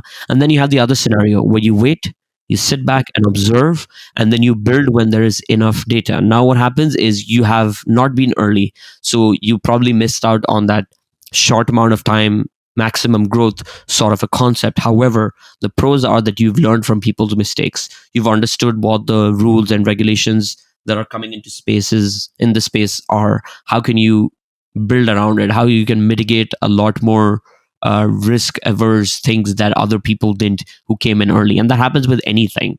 .com bubble, social media, web3. So I feel like yeah, just like showing up and observing is has a lot more value in this space than any other areas of technology. Absolutely. And I guess the last thing you do is provide value. Once you've observed and once you've noticed something, figure out how you can provide value, and that's how opportunities are. Because there's still this thing of people having entitlement and having expectations of, hey, I bought this NFT and so you should deliver for me. Whereas it should be, hey, I bought this NFT, I have an opportunity to deliver for someone and to find my place and to contribute. Beautiful. Agreed. Why do you think we need decentralization? Oh, I love this conversation. This can be a podcast on its own. Decentralization to me is fixing a fundamental problem of people in power pulling the threads on every single thing. And the reason decentralization matters to some people more than the other is that if you are someone who's benefited a lot from centralization, and this is usually your top 1% of the top 1%, people who kind of are the ones who are running countries or companies or making the wealth, they will always obviously be against decentralization because they benefit from centralization. To me, there is so much contextualization to the human experience, to who you are, what your beliefs are, and how you need support and how you need to be helped to become better version of yourselves. That I think decentralization is all about bringing power to the masses and trying to find a better way to provide value to single individual lives rather than trying to replicate a copy paste formula across the board for efficiency reasons or for capitalistic reasons and hoping this works or this doesn't work. And yeah, and I think like especially countries when we're talking on a financial level, when we're talking about in countries that have gone through catastrophes where they ended up getting burned by centralization. You take Venezuela, you take Lebanon, you take Turkey, that it's absolutely crazy that if I am a single parent, let's say, who's working a 15 hours of a job, why am I struggling to make ends meet and provide for my family because of geopolitical decisions that has been made by my country? And I think that's a bizarre concept, that why is it how much food I have on my plate is going to be dictated by how the governors of my country are working with other governors of another country. That like that logic just like doesn't sit with me. And if you see the idea of decentralization and break it down in a more somewhere in between centralization and decentralization, is something that we've been fighting for a very long time in a lot of places, where we are saying that we want more power given to the people. And a great example I use is when the Black Lives Movement was happening in America. One of the protests, one of the fundamental pillars of the protest was that defund the police. And what does that mean? They were saying, if you break it down, what they were saying is that the police have too much power, that a centralized authority has too much power over everyone else, and we need to kind of redistribute it or fix this ecosystem. So it's something that we've been fighting for in wars and like protests and a lot of cultural things. You're seeing this happening in corporations where people are like, no, we actually want to have a stake in the company. You see startups giving a stake to you in the company? What are they trying to do? That instead of what they want is, instead of you just working there as an employee, of you getting paid, that you should start thinking of this company as a bigger picture and be like, because I hold stake in this company, how can I provide value to the space, as not just with my job, but to the whole business. And I think it's a concept that we've been talking in different words and different linguistics across the board, to fix the world. And I think that's why we need decentralization. I think we need to provide a lot more equality and power and diversity and different perspectives. And it goes back to a beautiful statement that you made, that in order to get closer to the objective reality, we need a lot of subjective opinions. And these subjective opinions comes from understanding why diversity is important, why equality is important, why we need to have people fighting for the people rather than a bunch of people on top assuming that they're providing to the people is what the people want. And what you're describing is such a huge paradigm shift. We as a civilization and as the result of previous civilizations have built habits that have been passed on through time and through generations. The future you're describing requires us to change those habits. So how do you think 2 years, 5 years, 10 years, 50, in order to achieve that level of decentralization and of ownership by individuals of the ecosystem and chains of value creation that they're a part of? This is actually in my opinion, I think this is actually a way more complicated of a question than a lot of people realize, because we talk about centralization, decentralization from a financial point of view or decision making, but it goes way beyond that, right from the moment you are a kid. And I think this is where it gets tricky. Of we don't know whether in some capacities, as much as I'm an advocate of it, we also don't know, at least in the interim period, what will be the cons of it and how are we going to deal with that. Are humans wired? Is there an evolutionary aspect to it, that certain people actually in the current time period are actually not suited for this? Because even right from when you are a kid, when you fight with the neighbor's kid, what do? You go to your parents, you go to a centralized authority to help you solve a problem. You go to school when you are failing an exam or not doing good or struggling with it. What do? You go to a teacher. When you are flying to your vacation holiday to Bali with your family and suddenly all your flights are canceled, what do? You call the airlines, the centralized authority, to help you figure out a solution. So I know we put centralization in this evil bucket and make it sound it's all like evil and it has like no value to it, where that's completely wrong. Centralization has made our lives a lot more easier than people talk about it in the space. And I feel like because we are so wired to accept centralization from a young age, to be honest, I'm not really sure how do we have this shift, that it can be that like for the first 20 years of your life, you are an advocate and you are a practitioner of centralization, that all of a sudden you're going to flip 360 and be like, oh, decentralization is where I want to move in.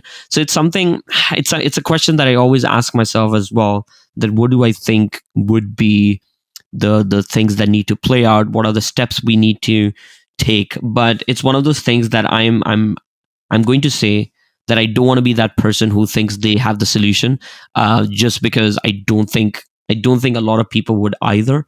And I don't want to give out like a false thesis or just like answer this just for the heck of it. But I honestly think that because this is such a new paradigm and the way of thinking, that I just don't think a lot of us can even comprehend. In science, we talk about there are things we don't know, and there are things we don't know. And this is one of those things. But if I think one of the ways I see us moving forward on a more broader scale, on a mass adoption scale, would be move to a Web 2.5 model first, and then move to a Web 3 model. Yeah, that's how I would answer this, I guess. I know this doesn't give you what you wanted, but No, it's such a refreshing. I'd hate ending up with like bullshit answers on this podcast, and mm, and this was a tough question, and it is a question that I genuinely believe not a lot of people on this planet have a very good answer for, or mm, very good. We all have like we were saying before, we all have our subjective perspective and we all have our own ways in which we are going to push towards this unique goal of Mm, decentralization. And it is only by adding more people to the equation that believe that we need it mm. and that are willing to get in the arena to build it, that we will eventually achieve this. And it will require all of these to solve that complex equation and to actually No, get 100%. this. Thank you for that perfect, imperfect answer. We've been talking about civilizations, and I don't know if you'll remember exactly what you meant. I didn't, but you were saying that pudgy penguins fits the definition of civilization, and I was really intrigued to for you to remind me what you meant if you remember it. Whoa, I have zero idea of what I would have said, but I'm assuming the bit I spoke about is I remember hearing Luca, who's the owner of Pudgy Penguin, say something very interesting, which I was like, huh, there's actually some truth to it. That he was like, there has always been a generation that has been obsessed with the idea of penguins in some form or the other as a character. And I was like, whoa, I never thought about that. And then he named all the way from Club Penguin. Then he talked about like Frozen and like a bunch of other movies that are not coming to my mind yet. But he was essentially talking about three different generations, how they were all exposed to like this fun, happy, wholesome, pudgy character, and that's why he believes that other than the business model I'm trying to build, or the people that I'm working with, or the direction we are going, that contrary to what a lot of the space talks about, that it's not much about the art. And I do think to a certain degree it is true for a lot of these PFP projects, that I think Pudgy Penguins is one project that there is a lot more honesty with their IP, that people would be like, art is objective at the subjective at the end of the day. But I think like it would be things like Pudgy Penguins and stuff like, it's hard for someone to argue that these don't look cute. Maybe you can yeah, you can have this back and forth with like bored apes or whatever, they look ugly, they are this or whatever and stuff. But I think with Pudgy Penguins you'll have a vast majority of people, they'll be like, oh, these look like good characters. Like if these were people, they would be good people. I like this. Yeah, it does have a lot of catalysts working for it. I'm so priced out right now, and I'm really sad about it. I hoped for a minute a few months ago that I could get in, and now it's going to be too late for now. Yeah, I think even the of course, no financial advice to anyone who's listening, but I think even from an upside point of view, I think an investment point of view, I think Lil Pudgies is a great investment into the ecosystem, at least with the start, just because, especially if you're looking at it from a financial point of view, also for a Lil Pudgy to go 2x, it's going to be a lot faster than the Pudgy Penguin going to 2x and stuff. And it's for the same reason I hold a lot more Lil Pudgies than I hold. I actually just have one Pudgy, but I have a bunch of other Lil Pudgies and stuff, because A, it helps me with liquidity. B, I just think there's a lot more upside with secondary collections with projects than their primary ones, if the tokenomics, for a lack of a better word, are right. Yeah, you're probably right. I think it's ego for me wanting to be. I want to I prime. agree. I agree. I mean, I think if I didn't have a Pudgy Penguin, I would probably be like, I would rather have one of the Pudgy Penguin than just. So I completely get that. And it sucks, but we have this tribalism in this space. People will not talk about it, but it's there. And having a bored ape is different to having a mutant ape. Yes, we are part of the same club. You get the same accesses, but it's just different. It is, and especially because we're early, and so you want to show that you're early. You don't want to be Mm, second, and so you want to have the main guy. Have you followed the Flooring Capital Protocol? I have. That's really interesting when it comes to liquidity. It's very interesting. I've been thinking about it a lot, and it just comes down to experimentation and just seeing how the space works. Because from a liquidity standpoint, there's a lot of value in it. I think fractionalization has been a thing that a lot of platforms have tried before. It just didn't work, or the timing wasn't right. Maybe this is the time where liquidity is the biggest question that everyone's talking about, that it may be a good time for fractionalization to like really pick up, especially if the person behind it is somehow able to get these tokens listed on exchanges of your Mu tokens in the Mu Bored Ape tokens, or Mu Pudgy Penguins, or Mu Azuki tokens at a lot of these exchanges, and somehow if we end up getting the DeFi community involved in it, because the DeFi community is big. I trade a lot of meme coins, and like the amount of volume and money that floats around over there is like ridiculous It's compared to what crazy. happens in the NFT space. So I think from a liquidity standpoint of view, very interesting proposition. But I just have my concerns with it from a zoomed out perspective of what does IP mean then, and what is the value of IP, and what happens when if we end up locking 300, or no, let's take a ridiculous number. What happens if there are 2,000 bored apes in that protocol?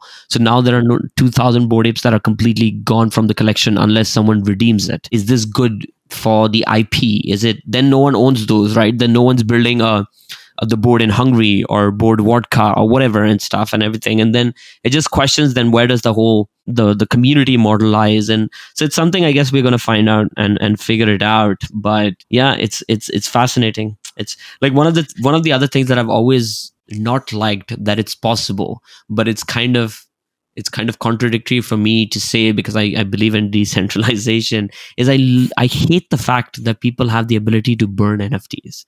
Like I hate that someone is able to burn a CryptoPunk or burn a Bored Ape and things like that. Like it just seems like there's so much, there's something bigger than this, and you're removing that from the collection. And this is what my concern with this floating protocol is. I actually DM'd the guy behind it, hoping to hear his point of view regarding it, literally an hour before I got onto this podcast. And I was like, if there are, because how the protocol works is the moment you put like a particular NFT in it, you get 1 million tokens off of it.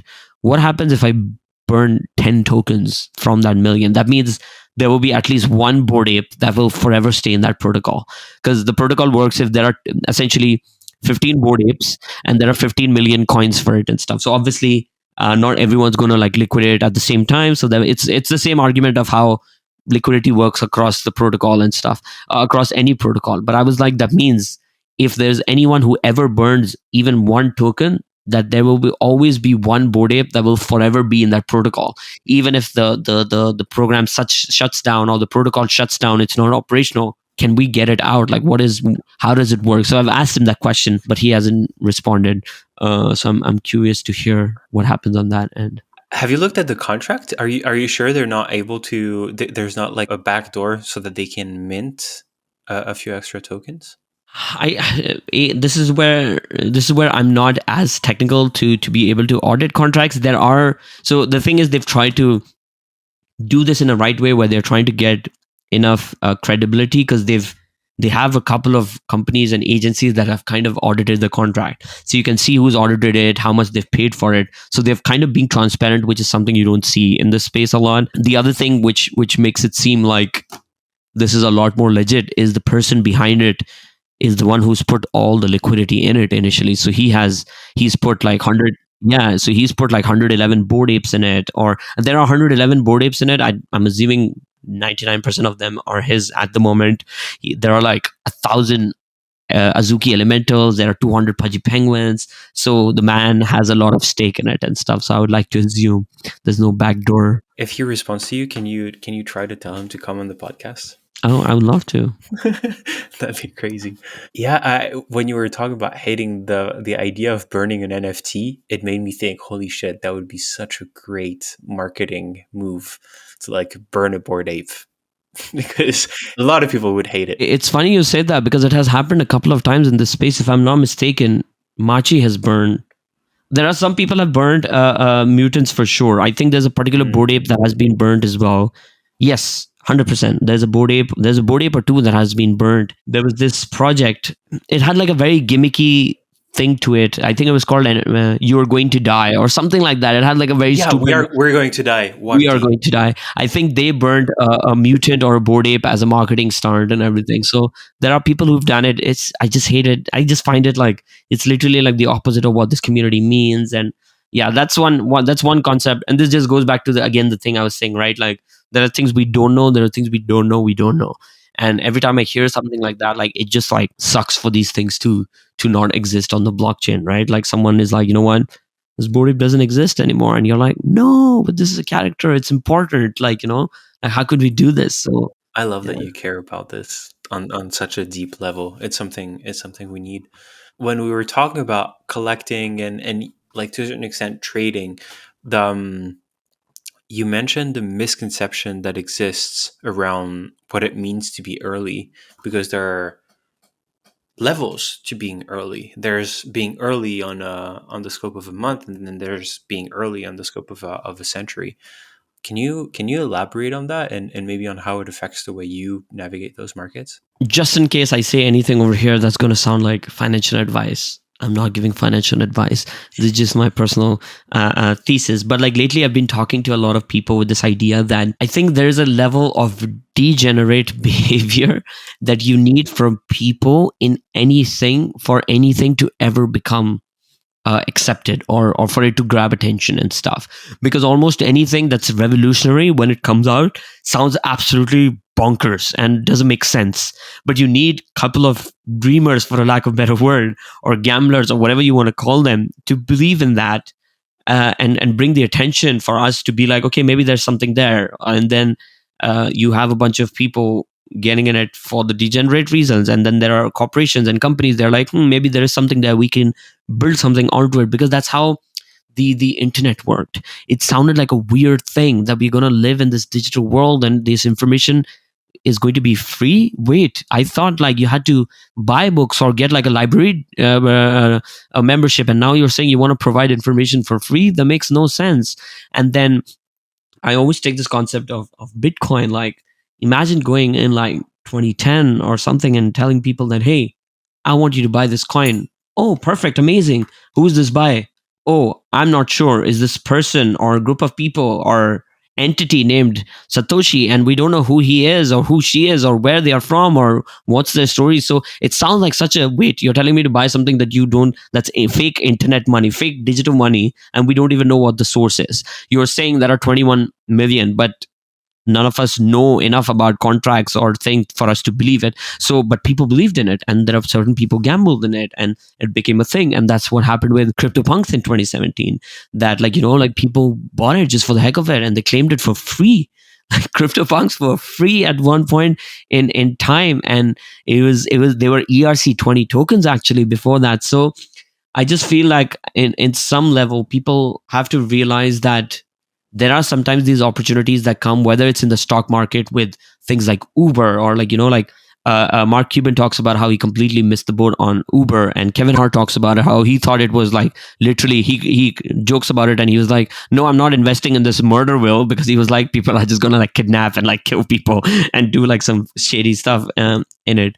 That I was just like, that at some level, high reward comes with high risk, and you kind of have to gauge, kind of gauge where you are currently in life, what your financial standing is, how much are you willing to risk, what are your liabilities, and kind of look into that. Because if you're looking to make like significant amount of wealth, whether it's through stock market, whether it's through crypto, whether it's through anything significant, that you have to somehow almost see it as like a gambling degenerative thing, and where you think that this is going to absolutely going to zero, that you should enter it with the idea of that. So I think on like, when you're looking for that ridiculous 20, 50, 100 x's, whether it's from Nvidia or Apple stock or Bitcoin or CryptoPunks, that you have to realize that in order to get those 50, 100 x's, you need to be like super, super early. But that comes with maximum amount of risk. But if you're looking for a less risk averse investment thesis, where you're looking, okay, you know what, I'm happy with a 2x or a 3x, which is what a lot of the traditional stock market is for certain people who are daily traders. They exit positions in like not even 2x's, and like 10% and 15% and 20% and stuff. So I think it just comes to that. Then when you're looking at like on a big time frame, on a big models where enough like a decade has passed, but you want that time in history of that particular asset or investment, that you have to get into it with the idea of, okay, you're looking at 10, 20, 30, 100, 200% profit, but like don't expect crazy returns and stuff. Don't put your life savings in it and expect it to go like 10x, because it's not going to happen. Man, there's still so much education to be done, because you have people that are investing super early in something that could be an interesting idea, but they don't do any due diligence. They don't like they have no idea about the track record of the people that are behind it. They don't do any bankroll management because they find something that triggers them emotionally, and so they put literally the house on it. And they're still, I think that's one of the major obstacles that's between us and effective decentralization, because banks, whether you like it or not, still helped you manage your own risk. They helped you, hey, are you sure that this is a good investment for you, or if it doesn't make it onto that UI. But now, because the access is virtually free and open, then you have people that are like doing crazy stuff, all based on emotions and not with the understanding of what could actually happen and is most likely to happen. Yeah, no, I completely agree, and I think this again is, we don't know the impacts of complete decentralization, right? We don't know how much of gamblers will people become or not become. We just don't know, or we don't know if there needs to be an evolutionary thing that needs to happen, that maybe this generation or even the next couple of generations are just not wired for centralization, that if it became a thing, we're going to eat each other alive, and maybe that the civilization will go down and then it'll come back up. We don't know, and that's the tricky part of this whole concept and idea is. It's nuts. It's nuts. This will be my last question. It's been intense already. You were talking about the fact that buying NFTs equals collecting culture, and that is the result of an evolution in culture. It started in geographic and went through stages, and now has reached the digital realm. You were saying that collecting culture trumps any types of other types of investing and trading, and what exactly does this all mean, and how did you get there, and what is the definition of culture in that sense? So I'm just going to reiterate what you said, that this is, for me, that I think collecting culture is my favorite form of investment, just because it has like a bigger emotional connection to it. That's why I regard it as like a more valuable investment over other assets. And the reason I say that is it goes down straight up, like down to how humans operate. We all need a sense of belonging. We all want to be a part of something. That's how we work on a biological level. From we like to be in a herd of sheep. We like to be a flock of birds, because we feel safe, we feel secure. That's how we are wired. Even from a psychological point of view, Maslow's hierarchy of needs talks about that we have like an innate desire to have a sense of self and self-esteem, that based on who we are and how we see ourselves.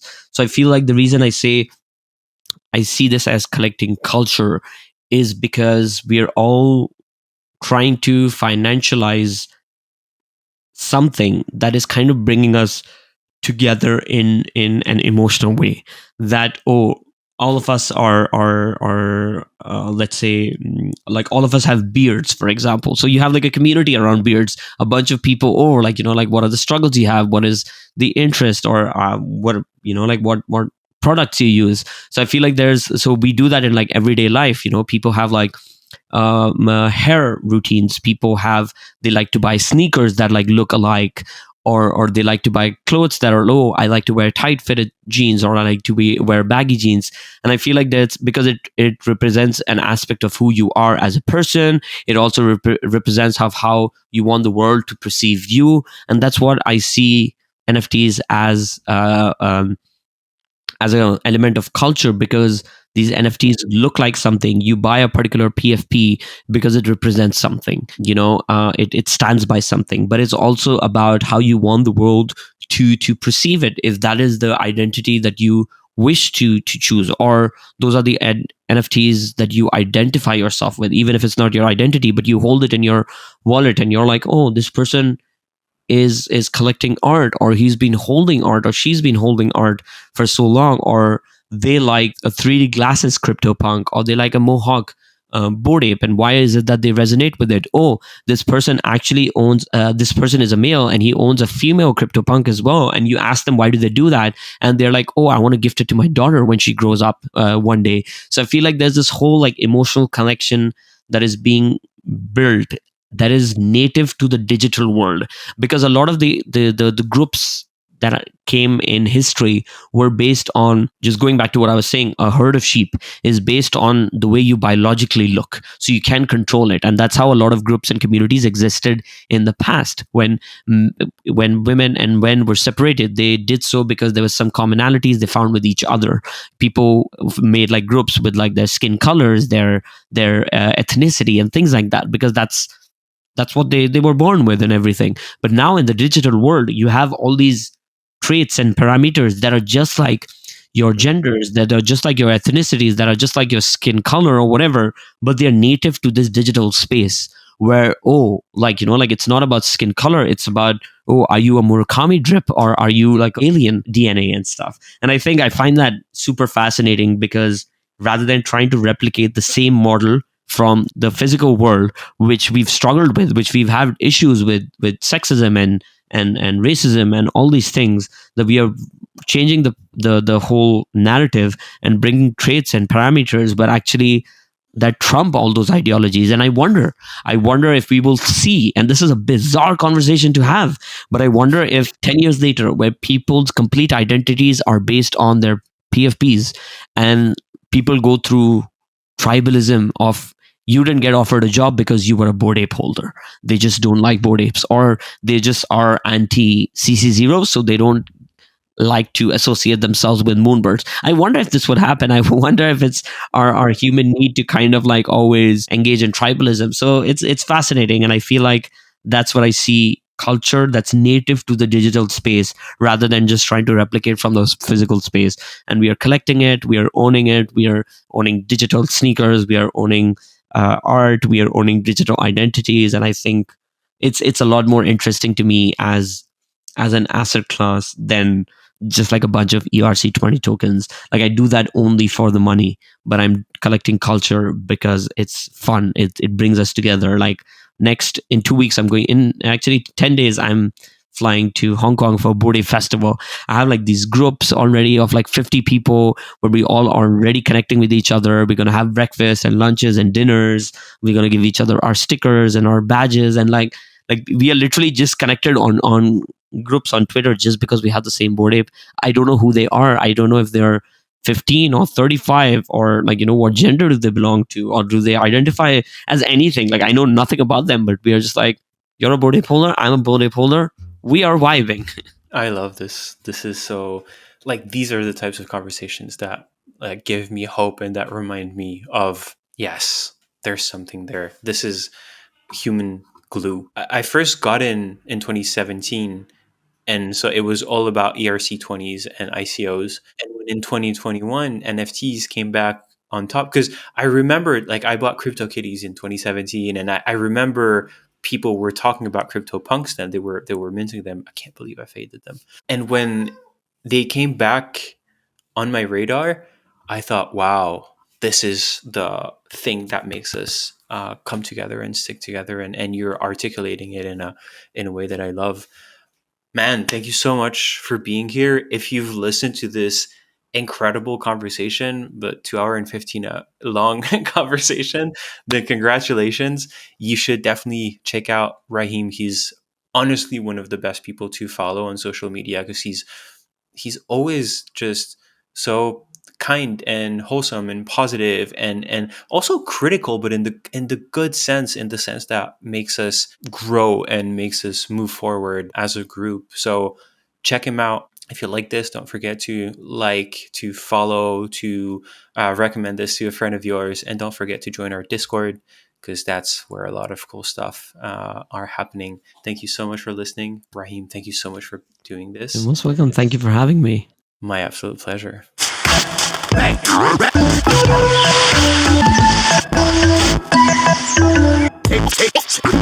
Experience.